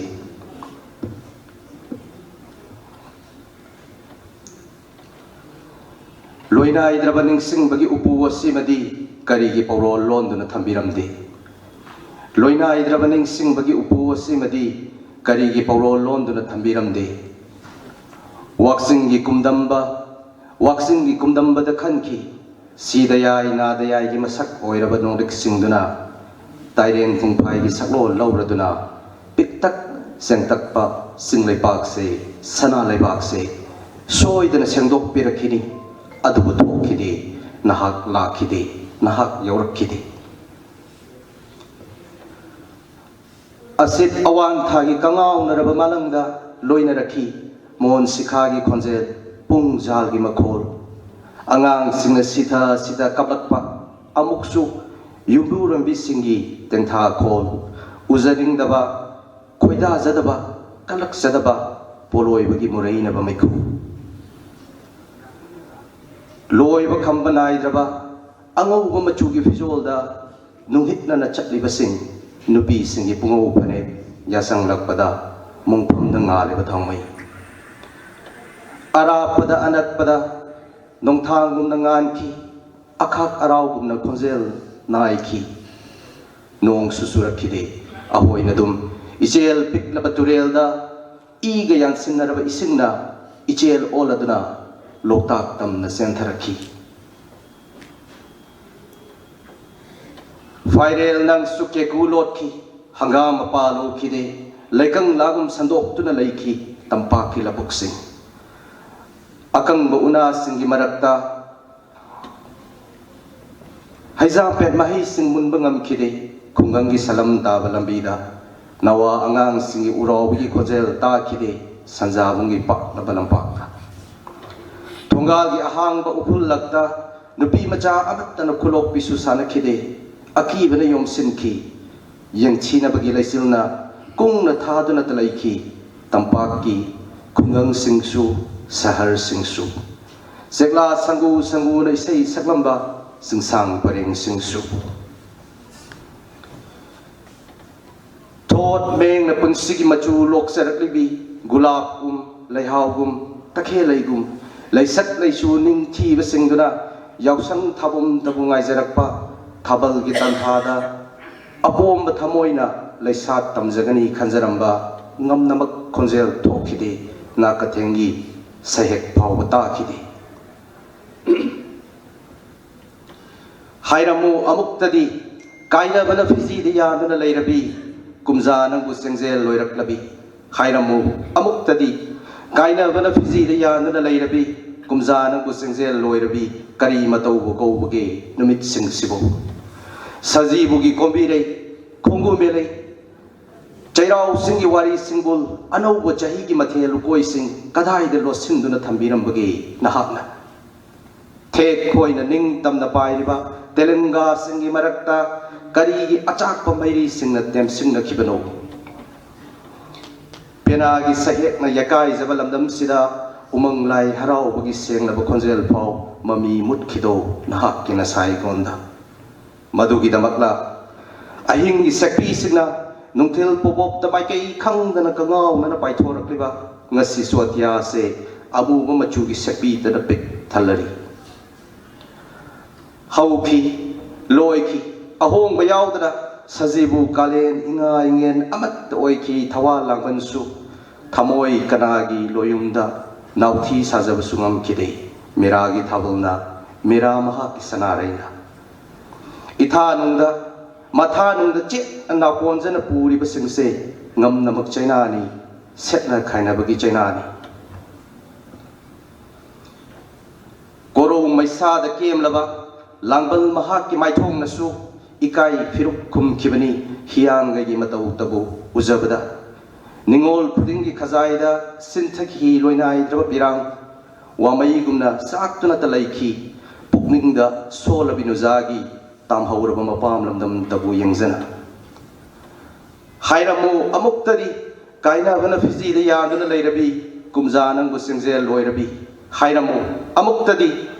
kaina bana fizi da yanduna leirabi kumjanang busingzel loirabi kari matau koubage numit sing sibo kari matau koubage numit sing sibo kangsil laba ikhengna labuk ki laikrakta marol thok da wana khanglatli chingmai gi upal singda napli nungju amana lakpada sam thok khina batai bang pal sidagi tani nanangai jerakli adubu kari gi lakhide kumgi nungju na haksu adubu kari gi lakhide kumgi nungju na haksu boloi gi sambal sisu thinglaroi matam na haki lambi sida haujiksu warau de na hakpudi kaina bagi nuhit naraba mikupti yaroklei chatloko nungsi thoirabi chahi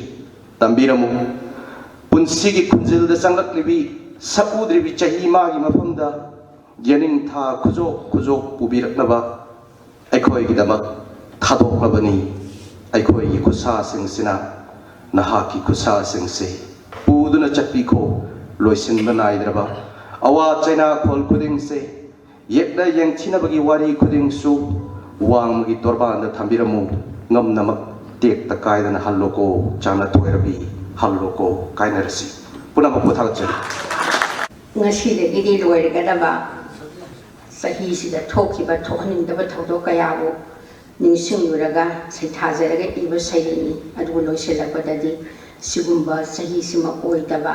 yening thana khujok thanba du oibiyo haiba wafamsi asamaga loinana thambirami thagachari kenebo rajkumar mathangda kokthokchari Parsuram Thingamza Tengsingbiraksi Punapapu Nolopsabo Loinana Kai Kamnabocher Agi Serengi Maming Icha Komdon Chowdhury Kanagi Nakongdono Aina Jironu Budava Kanagi Tamoibuno Aina Shumlo Badava Kanagi Kutbuno Aina Jet na Pairo Badava Kanagi Kongyabuno Aina Iratjaru Badava Lan He Lan Nahaktabu Laktanaba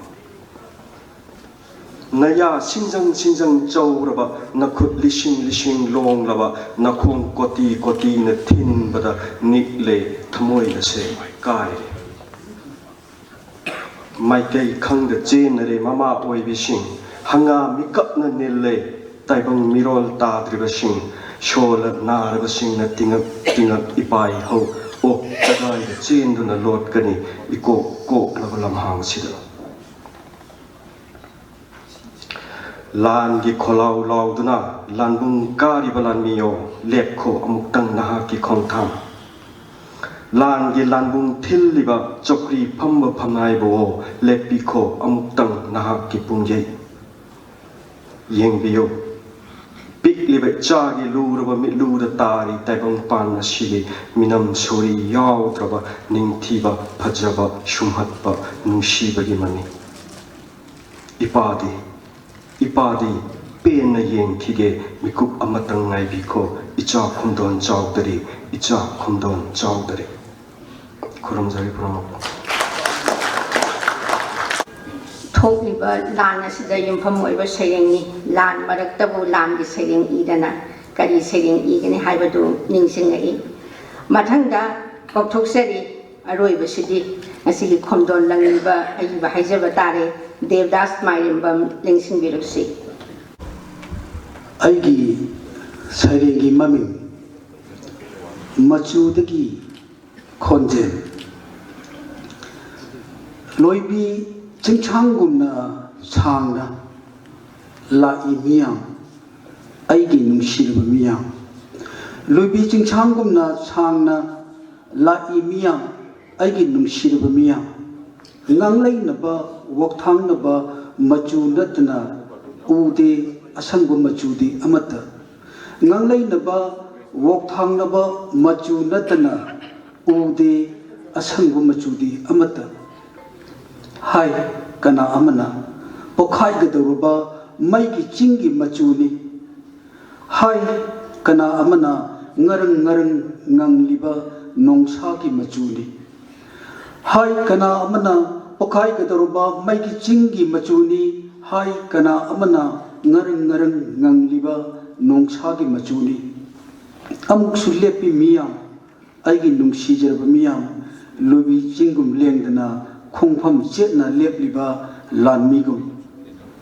ꯑꯃꯨꯛꯁꯨ ꯂꯦꯞꯄꯤ ꯃꯤꯌꯥꯝ ꯑꯩꯒꯤ ꯅꯨꯡꯁꯤꯖꯔꯕ ꯃꯤꯌꯥꯝ ꯂꯣꯏꯕꯤ ꯆꯤꯡꯒꯨꯝ ꯂꯦꯡꯗꯅ ꯈꯣꯡꯐꯝ ꯆꯦꯠꯅ ꯂꯦꯞꯂꯤꯕ ꯂꯥꯟꯃꯤꯒꯨꯝ ꯀꯣꯔꯧꯅ ꯃꯌꯨꯝ ꯆꯪꯈꯤꯕꯗ ꯏꯟꯅꯈꯤ ꯉꯥꯡꯂꯩꯅꯕ ꯋꯥꯛꯊꯥꯡꯅꯕ ꯃꯆꯨꯁꯨ ꯆꯤꯡꯒꯤ ꯑꯗꯨꯗꯒꯤ ꯃꯝꯈꯤ ꯏꯃꯝ ꯃꯝꯈꯤ ꯄꯨꯝꯅꯃꯛ ꯀꯣꯔꯧꯅ ꯃꯌꯨꯝ ꯆꯪꯈꯤꯕꯗ ꯏꯟꯅꯈꯤ ꯉꯥꯡꯂꯩꯅꯕ ꯋꯥꯛꯊꯥꯡꯅꯕ ꯃꯆꯨꯁꯨ ꯆꯤꯡꯒꯤ ꯑꯗꯨꯗꯒꯤ ꯃꯝꯈꯤ imam mamki pumnama adudagi tarai yungawgi khonjen huigi khonjen lerak konsang khudingda adudagi tarai yungawgi khonjen huigi khonjen lerak konsang khudingda thank you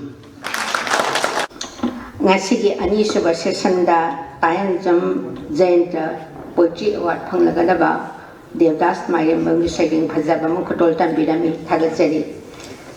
ngasigi wakma hongba kabi kirtan gi thoramdi devdas mayambamna thikiba saging asina aroibu oijari maraksida aikogi ngasigi kabi kirtan wakma hongba sida saging thikiba miyoi singda silvilengi imung manunggi maikaidagi kirtan asigi dakhina oina aikogi ngasigi saging thibada yaubikiba singda aikogi khudol ama tamjanaba koi tanja asi laujari aduna ngasigi saging thibikiba aduga aikogi sayau saging thibikiba punamapu aikogi kauksinjari aduga ziki dakhina asi aikogi imung manungna sinara agasu ngasigi function asigi president oina lengsin biriba ikai khumna jariba nauribam Indramani na aikogi ngasigi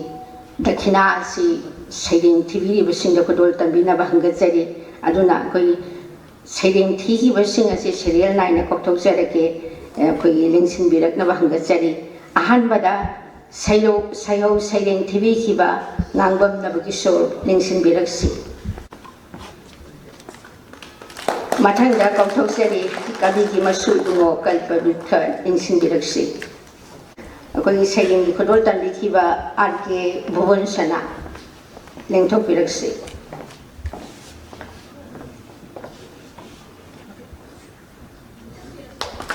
mathangda kokthokjari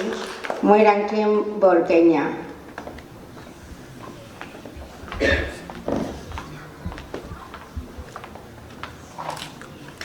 mathangda kokthokjari Sadasan Thiam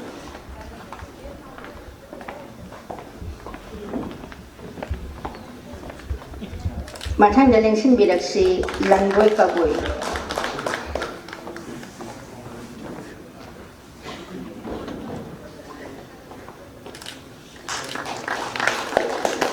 mathangda lengsin biraksi Samurai Latpam Santibala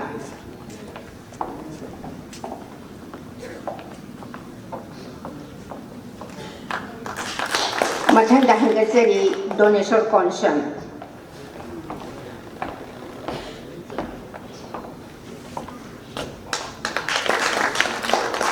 lengthok biraksi Sorokhaibam Devendra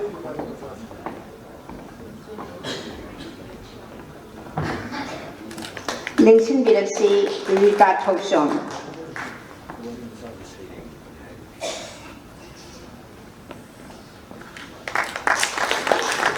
kauthokjari Thodam Netraji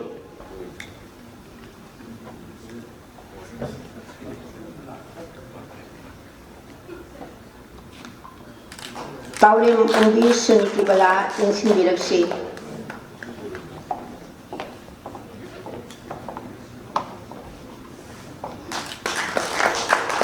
Kautoksedi Salang Keda Wangambadi.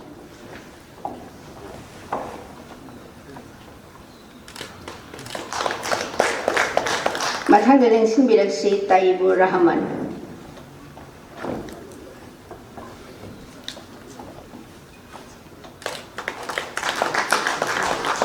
Akhom Yandibala Lingsinbiraksi.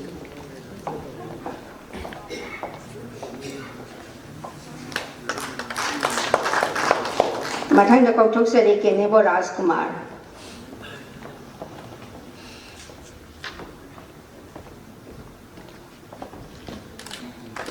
Toksinjari Parsuram Tunamcha.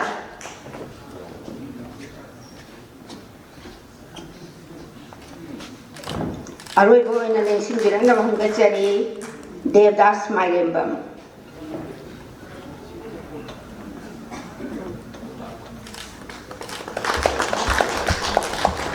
Ngasai Hanba Kojabada Lakpiki the Baduzi lady in a pau pipiri, Lingsin Biraksi Kabiki Masuibungo, Kalpa Vilka.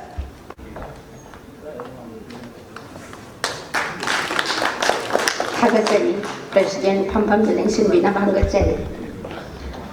Saying Naba, Hogi, Kabi Kritan, Wagma Hong was Silbi in a Kasabadi, Matamasilo Sindari, Aduna, Matangi Sesana Masula Ibanina, Nasigi.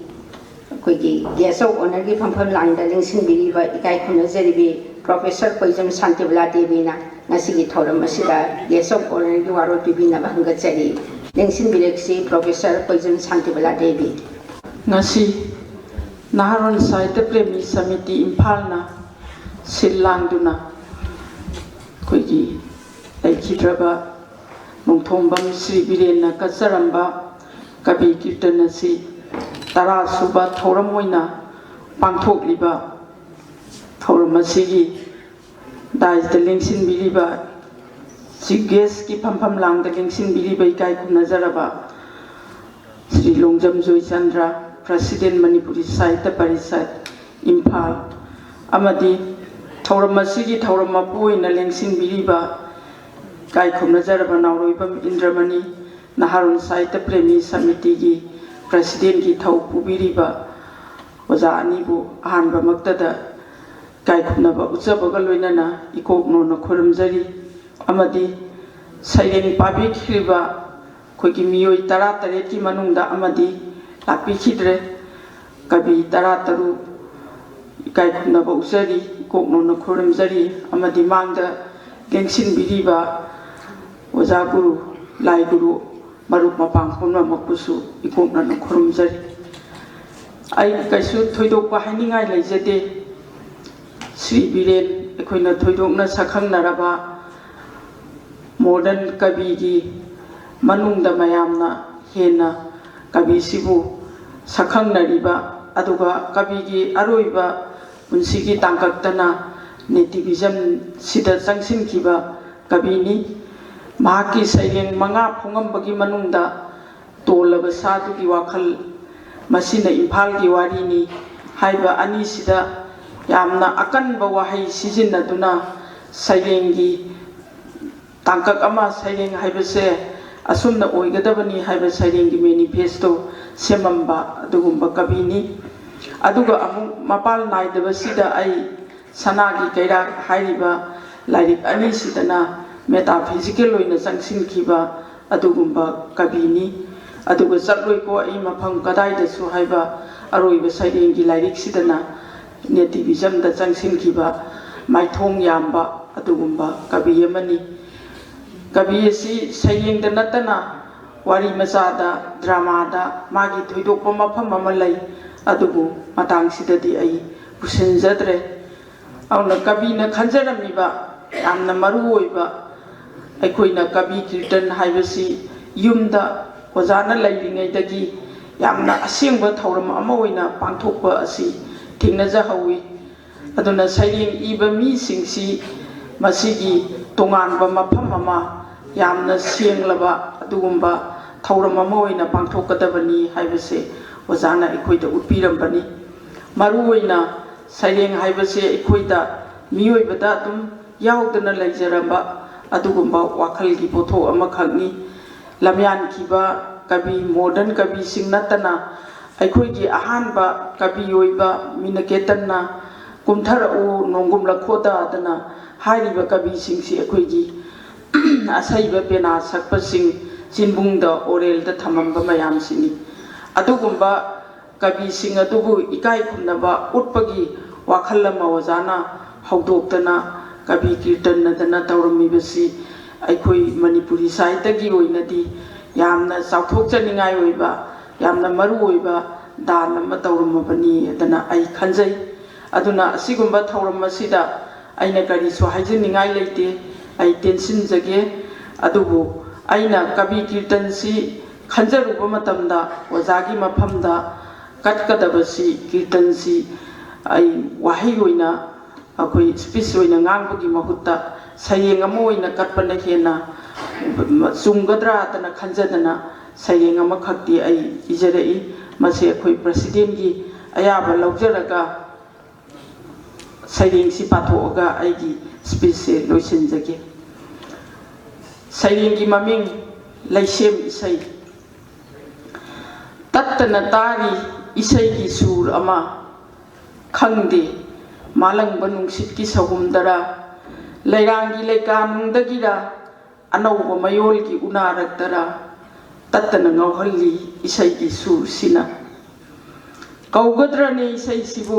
ꯑꯋꯥꯕ ꯊꯃꯣꯏꯒꯤ ꯇꯦꯟꯊꯥꯈꯣꯜ ꯅꯠꯇ꯭ꯔꯒ ꯀꯧꯒꯗ꯭ꯔ ꯊꯃꯣꯏꯕꯨ ꯄꯥꯊꯣꯛꯍꯜꯂꯤꯕ ꯅꯨꯡꯉꯥꯏ ꯏꯄꯣꯝ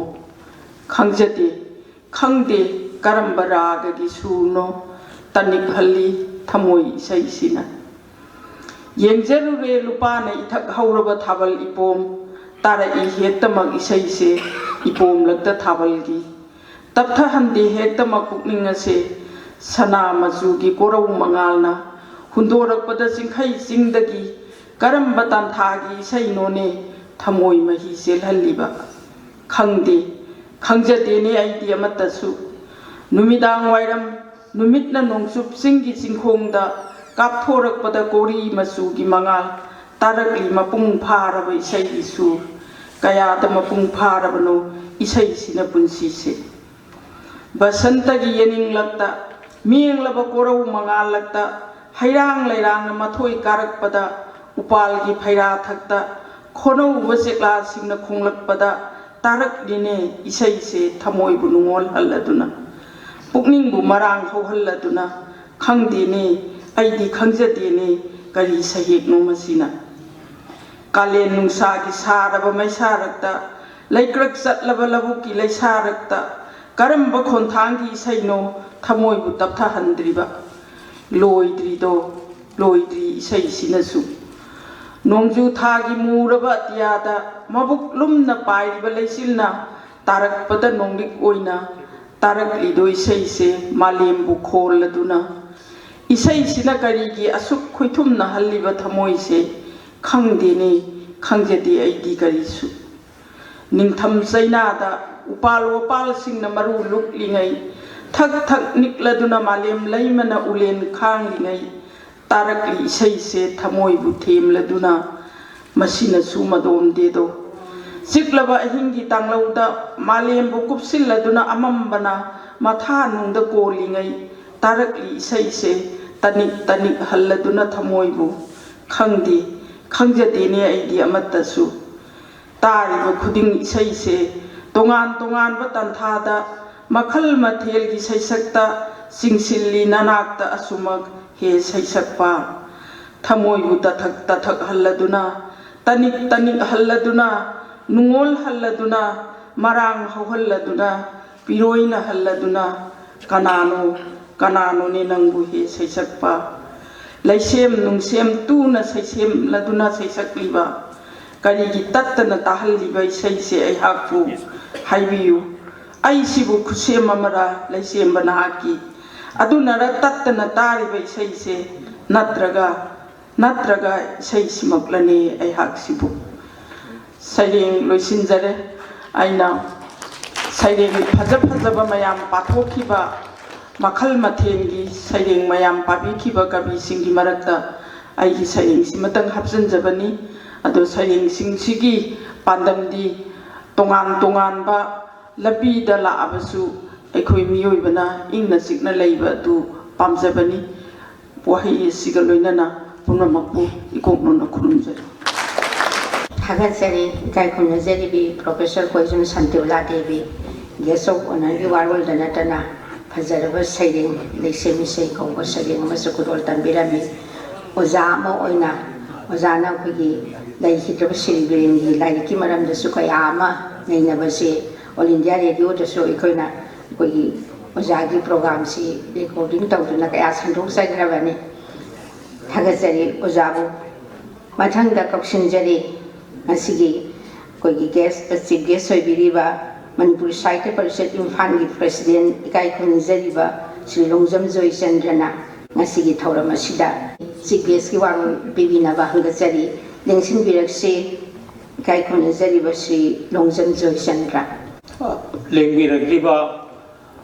पुनमकु खुरमजरी लोइनना देश ता फंबिरिबा अखोइगी मणिपुर की organisation सिंगी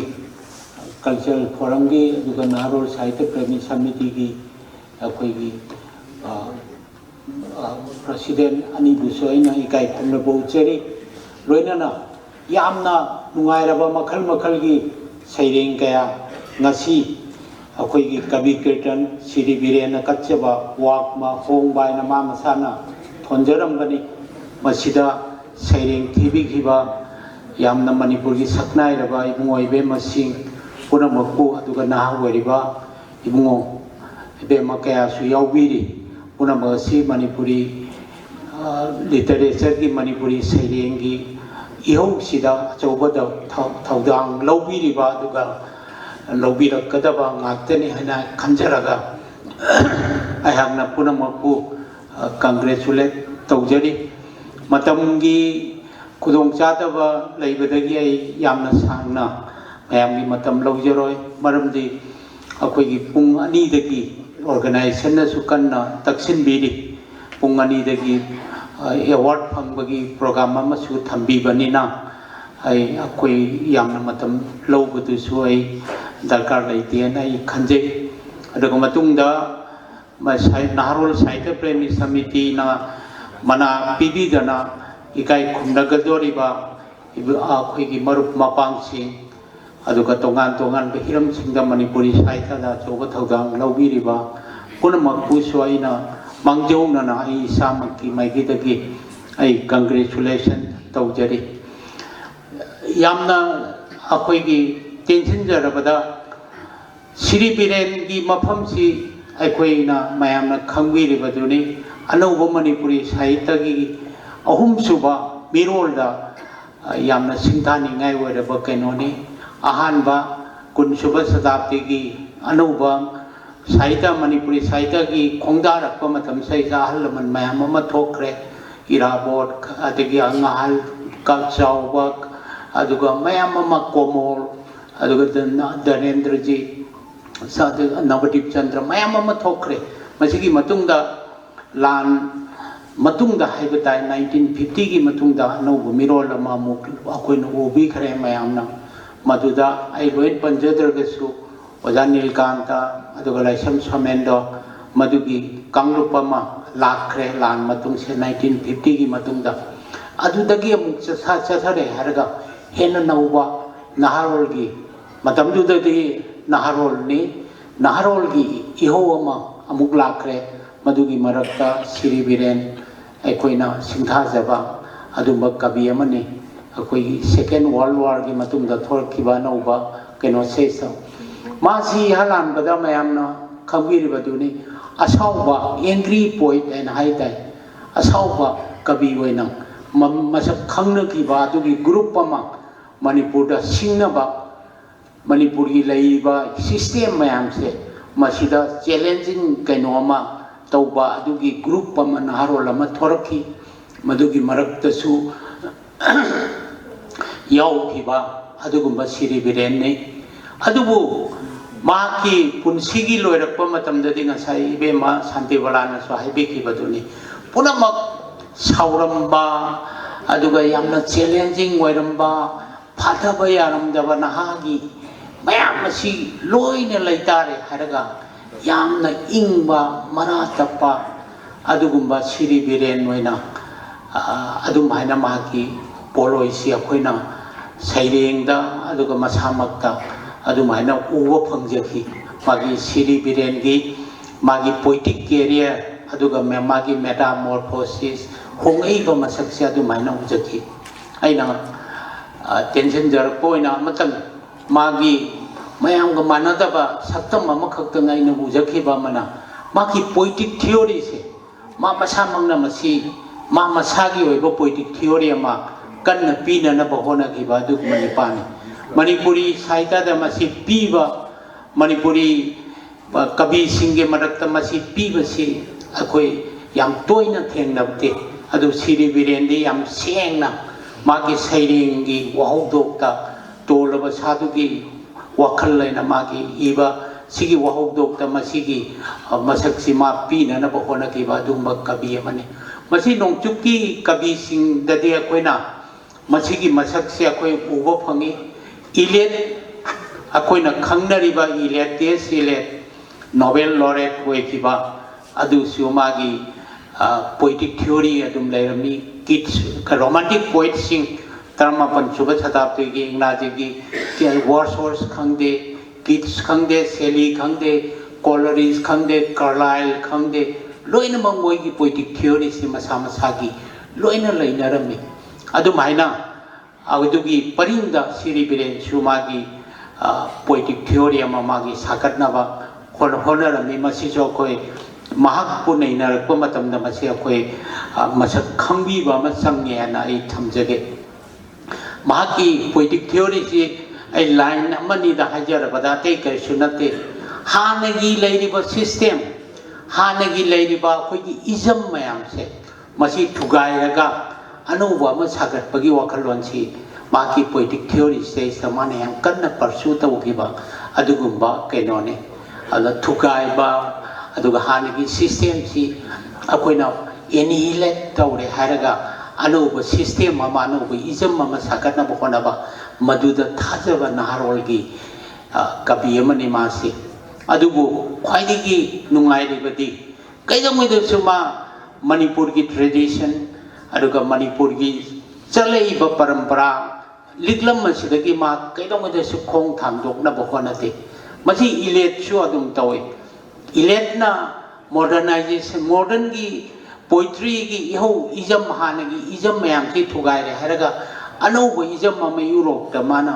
ꯀꯕꯤꯇꯥꯒꯤ ꯁꯪꯁꯥꯔꯗ ꯃꯥꯅ ꯁꯥꯟꯅꯅꯕ ꯍꯣꯠꯅꯔꯝꯃꯤ ꯑꯗꯨꯕꯨ ꯍꯤꯝꯁꯦꯜ ꯃꯥ ꯃꯁꯥꯃꯛꯇꯤ ꯏꯎꯔꯣꯄꯤꯌꯟ ꯇ꯭ꯔꯦꯗꯤꯁꯟꯁꯤꯗꯒꯤ ꯃꯗꯨꯗꯒꯤ ꯃꯥ ꯏꯎꯔꯣꯄꯤꯌꯟꯒꯤ ꯀꯜꯆꯔꯦꯜ ꯂꯤꯇꯔꯦꯔꯤ ꯍꯦꯔꯤꯇꯦꯖꯁꯤꯗꯒꯤ ꯃꯥ ꯀꯩꯗꯧꯉꯩꯗꯁꯨ ꯈꯣꯡ ꯊꯥꯡꯗꯣꯛꯅꯕ ꯍꯣꯠꯅꯗꯦ ꯃꯗꯨꯒꯤ ꯃꯁꯛꯇꯣ ꯑꯩꯅ ꯎꯖꯕꯗ ꯁꯤꯔꯤ ꯕꯤꯔꯦꯟꯒꯤ ꯃꯁꯛꯁꯤꯗꯁꯨ ꯑꯩ ꯑꯗꯨꯃꯥꯏꯅ ꯎꯖꯩ ꯃꯍꯥꯛꯀꯤ ꯑꯁꯥꯎꯕ ꯀꯌꯥ ꯂꯩꯔꯝꯕ ꯌꯥꯏ ꯑꯩꯈꯣꯏꯒꯤ ꯁꯤꯁꯇꯦꯝꯕꯨ ꯆꯦꯂꯦꯟꯖ ꯇꯧꯕꯒꯤ ꯋꯥꯈꯜꯂꯣꯟ ꯃꯉꯣꯟꯗ ꯂꯩꯔꯝꯕ ꯂꯥꯏ ꯏꯖꯝ ꯃꯌꯥꯝ ꯑꯁꯤ ꯊꯨꯒꯥꯏꯕꯒꯤ ꯑꯅꯧꯕ ꯁꯥꯒꯠꯄꯒꯤ ꯋꯥꯈꯜꯂꯣꯟ ꯃꯉꯣꯟꯗ ꯂꯩꯔꯝꯕꯗꯤ ꯌꯥꯏ ꯑꯗꯨꯕꯨ ꯃꯍꯥꯛ ꯃꯅꯤꯄꯨꯔꯒꯤ ꯇ꯭ꯔꯦꯗꯤꯁꯟ ꯑꯁꯤꯗꯒꯤ ꯃꯅꯤꯄꯨꯔꯒꯤ ꯂꯤꯇꯔꯦꯔꯤ ꯍꯦꯔꯤꯇꯦꯖ ꯑꯁꯤꯗꯒꯤ ꯃꯥ ꯆꯠꯊꯣꯛꯅꯕꯗꯤ ꯍꯣꯠꯅꯈꯤꯗꯦ ꯑꯗꯨꯅ ꯑꯩꯅ ꯂꯣꯏꯁꯤꯟꯖꯔꯛꯄꯗ ꯃꯍꯥꯛ ꯏꯀꯣꯟ ꯀꯣꯟꯕꯗꯗꯤ ꯃꯍꯥꯛꯀꯤ ꯄꯨꯟꯁꯤ ꯂꯣꯏꯔꯝꯗꯥꯏ ꯃꯇꯝꯗꯗꯤ ꯌꯥꯝꯅ ꯂꯩꯇꯥꯔꯕ ꯄꯨꯝꯅꯃꯛ ꯏꯪꯉꯕ ꯇꯞꯄꯕ ꯑꯗꯨꯒ ꯌꯥꯝꯅ ꯁꯥꯟꯇꯤ ꯑꯣꯏꯔꯕ ꯑꯁꯥꯎꯕ ꯄꯨꯝꯅꯃꯛ ꯃꯥꯡꯈ꯭ꯔꯕ ꯃꯉꯣꯟꯗ ꯂꯩꯔꯝꯕ ꯄꯦꯟꯗꯕ ꯄꯨꯝꯅꯃꯛ ꯃꯍꯥꯛꯀꯤ ꯀꯝꯄ꯭ꯔꯣꯃꯥꯏꯁ ꯇꯧꯅꯅꯕ ꯍꯣꯠꯅꯔꯕ ꯑꯗꯨꯒꯨꯝꯕ ꯏꯟꯗꯤꯕꯤꯖꯨꯋꯦꯜ ꯑꯃ ꯑꯣꯏꯅ ꯑꯩꯈꯣꯏ ꯁꯤꯔꯤ ꯕꯤꯔꯦꯟꯗ ꯑꯩꯈꯣꯏ ꯎꯕ ꯐꯪꯈꯤ ꯌꯥꯝ ꯅꯩꯅꯅꯤꯡꯉꯥই ꯂꯩ ꯃꯥꯒꯤ ꯄꯣꯏꯇꯤꯛ ꯊꯤꯑꯣꯔꯤꯁ ꯑꯩꯈꯣꯏ ꯃꯥꯒꯤ ꯁꯩꯔꯦꯡꯁꯤꯗ ꯅꯠꯇꯅ ꯑꯗꯨꯕꯨ ꯃꯇꯥꯡꯁꯤ ꯈꯤꯇꯪ ꯆꯥꯗꯦꯅ ꯑꯩꯅ ꯂꯧꯖꯔꯒ ꯑꯩ ꯃꯥꯒꯤ ꯃꯇꯥꯡꯗ ꯍꯥꯏꯖꯕꯁꯦ ꯑꯩ ꯁꯤ ꯂꯣꯏꯁꯤꯟꯖꯔꯦ ꯑꯗꯨꯒ ꯉꯁꯤ ꯁꯩꯔꯦꯡ ꯊꯤꯕꯤꯈꯤꯕ ꯃꯤ 13ꯅꯤ 13 ꯑꯣꯏꯒꯗꯕꯗ ꯑꯃꯗꯤ ꯂꯦꯡꯕꯤꯔꯛꯈꯤꯗ꯭ꯔꯦ 13 ꯏꯕꯨꯡꯉꯣ ꯏꯕꯦꯝꯃ ꯃꯅꯤꯄꯨꯔꯒꯤ ꯁꯛꯅꯥꯏꯔꯕ ꯑꯗꯨꯒ ꯇꯨꯡꯗ ꯃꯅꯤꯄꯨꯔꯒꯤ ꯑꯆꯧꯕ saruk lꯧbirakadaba ibungo ibema mayam amasu yaubiri makoi khudingmakki sereng se akoina tanja phangagade amamamtang naiba nainaba si yamna nungaigadabani adubu matangsi ngasigi matangsi madu oitre na I laujage aina loisinjarakpada aina thamjaningbasi akoigi kabi oiba haiba maka sereng iba haiba ngani ki kherabasi akoi karigum matamda anisi manati hana khalakpa yawi sereng ibana mani kabi oibana mani masigi matangda ingraji ki yam phawba kabi amle akoigi oden haina masi ilet ki web WB ki matungda modern ki yamna maming jatkiba adugmai ingraji ki kabini WIS audience adamana kanna phawalakpa matamse nongma nahama kabi nahama mai manakta lai Stephen Spender aise masu matungda yam phawba kabi wai ki ingraji ki laaga mana audience da haire ai kabi winning ena ada audien na mangonda nahani audien de halwa rabane ade da mana munne yeng haraka nang haini sai bap tate nang sereng ining haibra natraga nang kabi oi ba pami haibra mana haining ibade sereng iba haibana mani kabi oi ba amani hai oi bana amani haibagi khena basi mana naha si da mana phongdok bagi kainoni wafam ne ana mi sereng iba khudingma koina kabi ne na haibe suyate aduga kabi haibe siti tongan ba magi epithet amalai tongan ba gun amalai tongan ba character amalai sereng het iba khudingma koina kabi ne na ekoi haibe yada ba sulai adana ngasi sereng pathok piriba ibungoi bemasing asi ani punna webiu haiba wafam sima thamjaraga koi siribiren laikidaba mana kacharamba kabi kirtan akoigi wangma simbat akoigi wakma hongba haiba mana ming thonjaramba se naharol sahitya premi samiti na ladriba matam kaya dasu akoigi masi pangthok naba pangal isona pina bibo oisin haiba wafam si thamjaraga I punamak bukhurukhe ngasigi si guest ki warolda koi kai khuna jariba Manipur Sahitya Parishad Imphal gi president oina haujo thawkubiriba Sri Longjam Joy Chandrana oja Sri matangda yamna tentakpa oiragasu yamna maroi wafam thambirami koi gi makhatara pasidi ngasigi koi gi Naharol Sahitya Premi Samiti Imphal gi president oibiriba aduga ngasigi function hanbagi asidasu akoigi president gi pham sida lobidana naibiriba ikai khumna jariba nawribam Indramanina akoigi ngasigi presidential special CPB ga dabani adubu ani suba session gi kai khumna jariba chairman Manipur Handloom and Handicrafts Development Corporation Limited ki akoigi thawkubiriba ikai khumna jariba honorable MLA Sri Khongpan Tabam Ibom Chasu Lingsing biduna laibirabanina akoigi speech se taraga ngasigi vote of thanks sisu akoi khara tension na tawse dana sinja langjari basingi maike de takbirei lingsing biraksi kai khuna jariba nawribam Indramani ngasi Naharol Sahitya Premi Samiti Imphal na Shri Birena kasaramba kabi kirtan wam pongba thormasi jabirena magi mayumda hongdokpi gebane akoi adum yaujare adu mahak si lai hidroba matungda koi samiti da sinabirakna koina pangthokjariba thormasi gi me tamuna lingsing biriba ikai kumnajarabo ja Sri Longjam Joy Chandra president Manipur Sahitya Parishad Imphal go ikai kumnasari matangda Professor Kuijam Santibala Devi president the Cultural Forum Manipur na guest of Pune when election baby tamukta ai kai kumnasari loinena masige sigumba ai kuige ꯁꯩꯔꯦꯡ ꯁꯩꯗꯤꯟꯅꯕ ꯀꯕꯤ ꯀꯤꯔꯇꯟꯒ ꯃꯔꯤ ꯂꯩꯅꯅ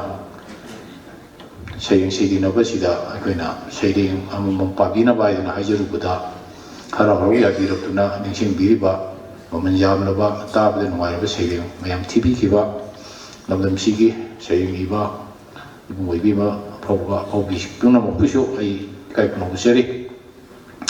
ꯂꯣꯏꯅꯅ ꯉꯁꯤ ꯑꯁꯤꯒꯨꯝꯕ ꯑꯩꯈꯣꯏꯅ ꯅꯥꯔꯣꯟ ꯁꯥꯍꯤꯇ꯭ꯌ ꯄ꯭ꯔꯦꯃꯤ ꯁꯃꯤꯇꯤꯅ ꯁꯤꯟꯖꯔꯤꯕ ꯀꯕꯤ ꯀꯤꯔꯇꯟ ꯑꯁꯤꯕꯨ ꯃꯄꯨꯡ ꯐꯥꯍꯟꯕꯤꯅꯕꯒꯤꯗꯃꯛꯇ ꯃꯇꯝ ꯀꯌా ꯀꯥꯏꯊꯣꯛꯄꯤꯗꯨꯅ ꯃꯥꯒꯤ ꯅꯤꯡꯁꯤꯡꯕꯤꯔꯤꯕ ꯏꯀꯥꯏ ꯈꯨꯝꯅꯕ ꯑꯣꯖꯥꯁꯤꯡ ꯑꯍꯜ ꯂꯃꯟꯁꯤꯡ ꯏꯆꯦ ꯏꯆꯜꯁꯤꯡ ꯄꯨꯝꯅꯃꯛꯄꯨꯁꯨ ꯑꯩ ꯏꯀꯥꯏ ꯈꯨꯝꯅꯧꯖꯔꯤ ꯑꯩ ꯁꯥꯡꯅ ꯃꯇꯝ ꯂꯧꯖꯔꯔꯣꯏꯒꯦ ꯃꯔꯝꯗꯤ ꯃꯊꯪꯒꯤ ꯁꯦꯁꯟ ꯑꯦꯋꯥꯔꯗ ꯗꯤꯁꯇ꯭ꯔꯤꯕ꯭ꯌꯨꯁꯟꯒꯤ ꯑꯃꯁꯨ ꯂꯩꯕꯅꯤꯅ ꯂꯣꯏꯅꯅ ꯍꯥꯏꯔꯤꯕ ꯐꯪꯁꯟ ꯑꯁꯤꯒꯤ ꯆꯤꯐ ꯒꯦꯁ ꯑꯣꯏꯕꯤꯒꯗꯕ ꯑꯣꯖꯥ ꯏꯕꯣꯝꯆꯥꯁꯨ ꯃꯥꯡꯗ ꯅꯤꯡꯁꯤꯡ ꯂꯩꯕꯤꯔꯦ ꯑꯗꯨꯅ ꯑꯩ ꯁꯥꯡꯅ ꯃꯇꯝꯁꯤ ꯂꯧꯖꯔꯔꯣꯏꯒꯦ ꯑꯣꯖꯥ ꯕꯤꯔꯦꯟꯁꯤ ꯃꯌꯥꯝꯅ ꯈꯪꯕꯤꯔꯦ ꯑꯩꯈꯣꯏꯕꯨꯁꯨ ꯇꯥꯛꯄꯤꯔꯛꯄ ꯑꯣꯖꯥꯅꯤ ꯗꯤ.ꯑꯦꯝ ꯀꯣꯂꯦꯖꯇ ꯑꯗꯣ ꯃꯥꯒꯤ ꯃꯌꯨꯝꯗ ꯀꯕꯤ ꯀꯤꯔꯇꯟꯁꯤ ꯌꯥꯝꯅ ꯆꯤꯡꯂꯦꯝꯅ ꯁꯤꯜꯂꯤ ꯂꯥꯛꯂꯤꯕ ꯄꯨꯝꯅꯃꯛꯁꯤ ꯐꯩꯖꯣꯝ ꯄꯨꯝꯌꯥ ꯇ꯭ꯔꯦꯗꯤꯁꯅꯦꯜ ꯗ꯭ꯔꯦꯁ ꯁꯦꯠꯂꯒ ꯌꯥꯝꯅ ꯐꯖꯅ ꯁꯤꯟꯕꯅꯤ ꯑꯗꯨꯝ ꯑꯩꯈꯣꯏ ꯑꯗꯨꯝ ꯁꯃꯤꯇꯤꯒꯤ ꯁꯥꯏꯠꯇꯒꯤ ꯍꯥꯏꯒꯗ꯭ꯔꯥ ꯑꯩꯈꯣꯏ ꯑꯗꯨꯝ ꯄꯥꯔꯇꯤꯁꯤꯄꯦꯠ ꯇꯧꯕ ꯑꯗꯨꯝ ꯂꯥꯛꯆꯩ ꯌꯥꯝ ꯅꯨꯡꯉꯥꯏ ꯑꯗꯨꯒꯨꯝꯕ ꯑꯣꯖꯥ ꯁꯤꯔꯤ ꯕꯤꯔꯦꯟꯅ ꯍꯧꯗꯣꯛꯆꯔꯝꯕ ꯀꯕꯤ ꯀꯤꯔꯇꯟ ꯋꯥꯡꯃ ꯍꯣꯡꯕꯁꯤ ꯀꯟꯇꯤꯅ꯭ꯌꯨꯁꯟ ꯑꯣꯏꯅ ꯑꯩꯈꯣꯏꯅ ꯅꯥꯔꯣꯟ ꯁꯥꯍꯤꯇ꯭ꯌ ꯄ꯭ꯔꯦꯃꯤ ꯁꯃꯤꯇꯤꯅ ꯑꯗꯨꯝ ꯑꯃꯨꯛ ꯃꯈꯥ ꯆꯠꯊꯗꯨꯅ ꯑꯗꯨꯝ ꯆꯍꯤ ꯈꯨꯗꯤꯡꯒꯤ ꯆꯍꯤ ꯑꯅꯤ ꯂꯩꯔꯒ ꯍꯥꯏꯕ ꯃꯥꯜꯂꯦ ꯑꯗꯨꯝ ꯁꯤꯟꯅꯖꯔꯛꯄꯁꯦ ꯃꯁꯤꯗ ꯑꯩꯈꯣꯏꯒꯤ ꯃꯃꯜ ꯌꯥꯝꯂꯕ ꯁꯩꯔꯦꯡ ꯃꯌꯥꯝ ꯑꯃ ꯄꯥꯕꯤꯔꯤꯕ ꯍꯣꯠꯂꯤꯕ ꯀꯩꯗꯧꯔꯤꯕ ꯄꯨꯝꯅꯃꯛꯁꯦ ꯌꯥꯝ ꯅꯨꯡꯉꯥꯏꯖꯩ ꯇꯥꯕꯗ ꯃꯃꯜ ꯌꯥꯝꯕ ꯉꯁꯥꯏ ꯌꯥꯝ ꯅꯨꯡꯉꯥꯏꯕ ꯁꯩꯔꯦꯡ ꯃꯌꯥꯝ ꯊꯤꯕꯤꯈꯤ ꯑꯗꯨꯒ ꯃꯁꯤꯗꯃꯛꯇ ꯑꯩ ꯁꯩꯔꯦꯡ ꯊꯤꯕꯤꯔꯤꯕ ꯏꯕꯨꯡ ꯑꯣꯏꯕꯤꯕ ꯄꯨꯝꯅꯃꯛꯄꯨ ꯑꯩ ꯊꯥꯒꯠꯆꯩ ꯑꯗꯨꯅ ꯃꯊꯪꯒꯤꯁꯨ ꯑꯩꯈꯣꯏꯅ ꯐꯪꯁꯟ ꯑꯆꯧꯕ ꯑꯃ ꯑꯦꯋꯥꯔꯗ ꯗꯤꯁꯇ꯭ꯔꯤꯕ꯭ꯌꯨꯁꯟꯒꯤ ꯂꯩꯕꯅꯤꯅ ꯑꯩ ꯃꯇꯥꯡꯁꯤꯗ ꯑꯩ ꯇꯦꯟꯖꯔꯒꯦ ꯃꯌꯥꯝ ꯄꯨꯝꯅꯃꯛꯇꯒꯤ ꯀꯥꯏꯅꯅ ꯕꯤꯗꯥꯏꯗ ꯂꯧꯖꯒꯦ ꯃꯌꯥꯝ ꯑꯃ ꯊꯥꯒꯠꯆꯔꯤ ꯑꯍꯥꯟꯕ ꯁꯦꯁꯟꯒꯤ ꯄ꯭ꯔꯁꯤꯗꯦꯟꯒꯤ ꯊꯧ ꯄꯨꯕꯤꯈꯤꯕ ꯑꯣꯖꯥ ꯅꯥꯎꯔꯕꯝ ꯏꯟꯗ꯭ꯔꯃꯅꯤꯅ ꯄ꯭ꯔꯁꯤꯗꯦꯟꯁꯤꯌꯦꯜ ꯁ꯭ꯄꯤꯆ ꯄꯤꯕ ꯑꯁꯤ ꯇꯥꯕꯤꯈꯤꯕꯒ ꯂꯣꯏꯅꯅ ꯉꯁꯤꯒꯤ ꯑꯍꯥꯟꯕ ꯁꯦꯁꯟꯒꯤ ꯊꯧꯔꯝ ꯑꯁꯤ ꯃꯇꯥꯡ ꯑꯁꯤꯗ ꯂꯣꯏꯁꯤꯟꯖꯔꯦ ꯂꯦꯡꯕꯤꯔꯛꯂꯤꯕ ꯄꯨꯝꯅꯃꯛꯁꯤꯕꯨ ꯑꯩꯈꯣꯏꯒꯤ ꯍꯥꯟꯅꯒꯤ ꯏꯟꯚꯤꯇꯦꯁꯟ ꯀꯥꯔꯗꯇ ꯂꯩꯔꯝꯕꯁꯤꯗꯤ ꯈꯔꯇꯪ ꯃꯑꯣꯡꯁꯤ ꯍꯣꯡꯗꯣꯛꯆꯔꯒ ꯑꯩꯈꯣꯏꯒꯤ ꯉꯁꯤꯒꯤ ꯗꯥꯏꯁ ꯂꯦꯡꯁꯤꯟꯕꯤꯔꯤꯕ ꯆꯤꯐ ꯒꯦꯁ ꯄ꯭ꯔꯁꯤꯗꯦꯟ ꯑꯃꯗꯤ ꯒꯦꯁ ꯑꯣꯐ ꯑꯣꯅꯔ ꯑꯗꯨꯒ ꯁꯩꯔꯦꯡ ꯊꯤꯕꯤꯈꯤꯕ ꯑꯗꯨ ꯂꯦꯡꯕꯤꯔꯛꯂꯤꯕ ꯄꯨꯝꯅꯃꯛꯄꯨ ꯑꯩꯈꯣꯏꯒꯤ ꯁꯃꯤꯇꯤꯒꯤ ꯃꯥꯏꯀꯩꯗꯒꯤ ꯊꯥꯒꯠꯆꯔꯤ ꯍꯥꯏꯕ ꯋꯥꯐꯝꯁꯤ ꯑꯩꯈꯣꯏꯒꯤ ꯐꯣꯡꯗꯣꯛꯆꯔꯤ ꯃꯇꯥꯡ ꯑꯁꯤꯗ ꯑꯩꯈꯣꯏꯒꯤ ꯃꯊꯪꯒꯤ ꯁꯦꯁꯟꯒꯤ ꯍꯧꯅꯕꯒꯤ ꯁ꯭ꯇꯦꯖꯁꯦ ꯁꯦꯝ ꯁꯥꯕ ꯑꯣꯏꯅ 15 minutes ꯃꯨꯛꯇꯪ ꯂꯧꯖꯒꯦ ꯑꯗꯨꯒ ꯂꯦꯡꯕꯤꯔꯛꯂꯤꯕ ꯄꯨꯝꯅꯃꯛꯅ ꯍꯣꯜꯁꯤꯒꯤ ꯃꯄꯥꯟꯗ ꯂꯦꯡꯊꯣꯛꯄꯤꯔꯒ ꯃꯌꯥꯝꯒꯤꯗꯃꯛꯇ ꯁꯤꯟꯖꯔꯤꯕ ꯑꯆꯥ ꯑꯊꯛ ꯌꯥꯝꯅꯁꯨ ꯌꯥꯝꯅꯕꯁꯨ ꯈꯔꯗꯪ ꯂꯧꯕꯤꯅꯕ ꯍꯪꯒꯠꯆꯔꯤ ꯑꯩꯈꯣꯏ 15 minutesꯀꯤ ꯃꯇꯨꯡꯗ ꯁꯦꯀꯦꯟ ꯁꯦꯁꯟ ꯑꯁꯤ ꯑꯩꯈꯣꯏ ꯍꯧꯅꯕ ꯇꯧꯖꯒꯦ ꯑꯩꯈꯣꯏꯒꯤ ꯏꯀꯥꯏ ꯈꯨꯝꯅꯖꯔꯤꯕ ꯑꯣꯅꯔꯦꯕꯜ ꯑꯩꯈꯣꯏꯒꯤ MLA-ꯅꯁꯨ ꯋꯥꯐꯝ ꯑꯁꯤꯗ ꯑꯩꯈꯣꯏ ꯌꯥꯕꯤꯒꯅꯤꯅ ꯈꯟꯖꯩ ꯉꯟꯅ ꯂꯦꯡꯕꯤꯔꯛꯄꯒꯤꯗꯃꯛꯇꯁꯨ ꯏꯟ ꯇꯥꯏꯝ ꯂꯦꯡꯕꯤꯔꯛꯄ ꯑꯁꯤꯒꯤꯗꯃꯛꯇꯁꯨ ꯊꯥꯒꯠꯄ ꯐꯣꯡꯗꯣꯛꯆꯔꯤ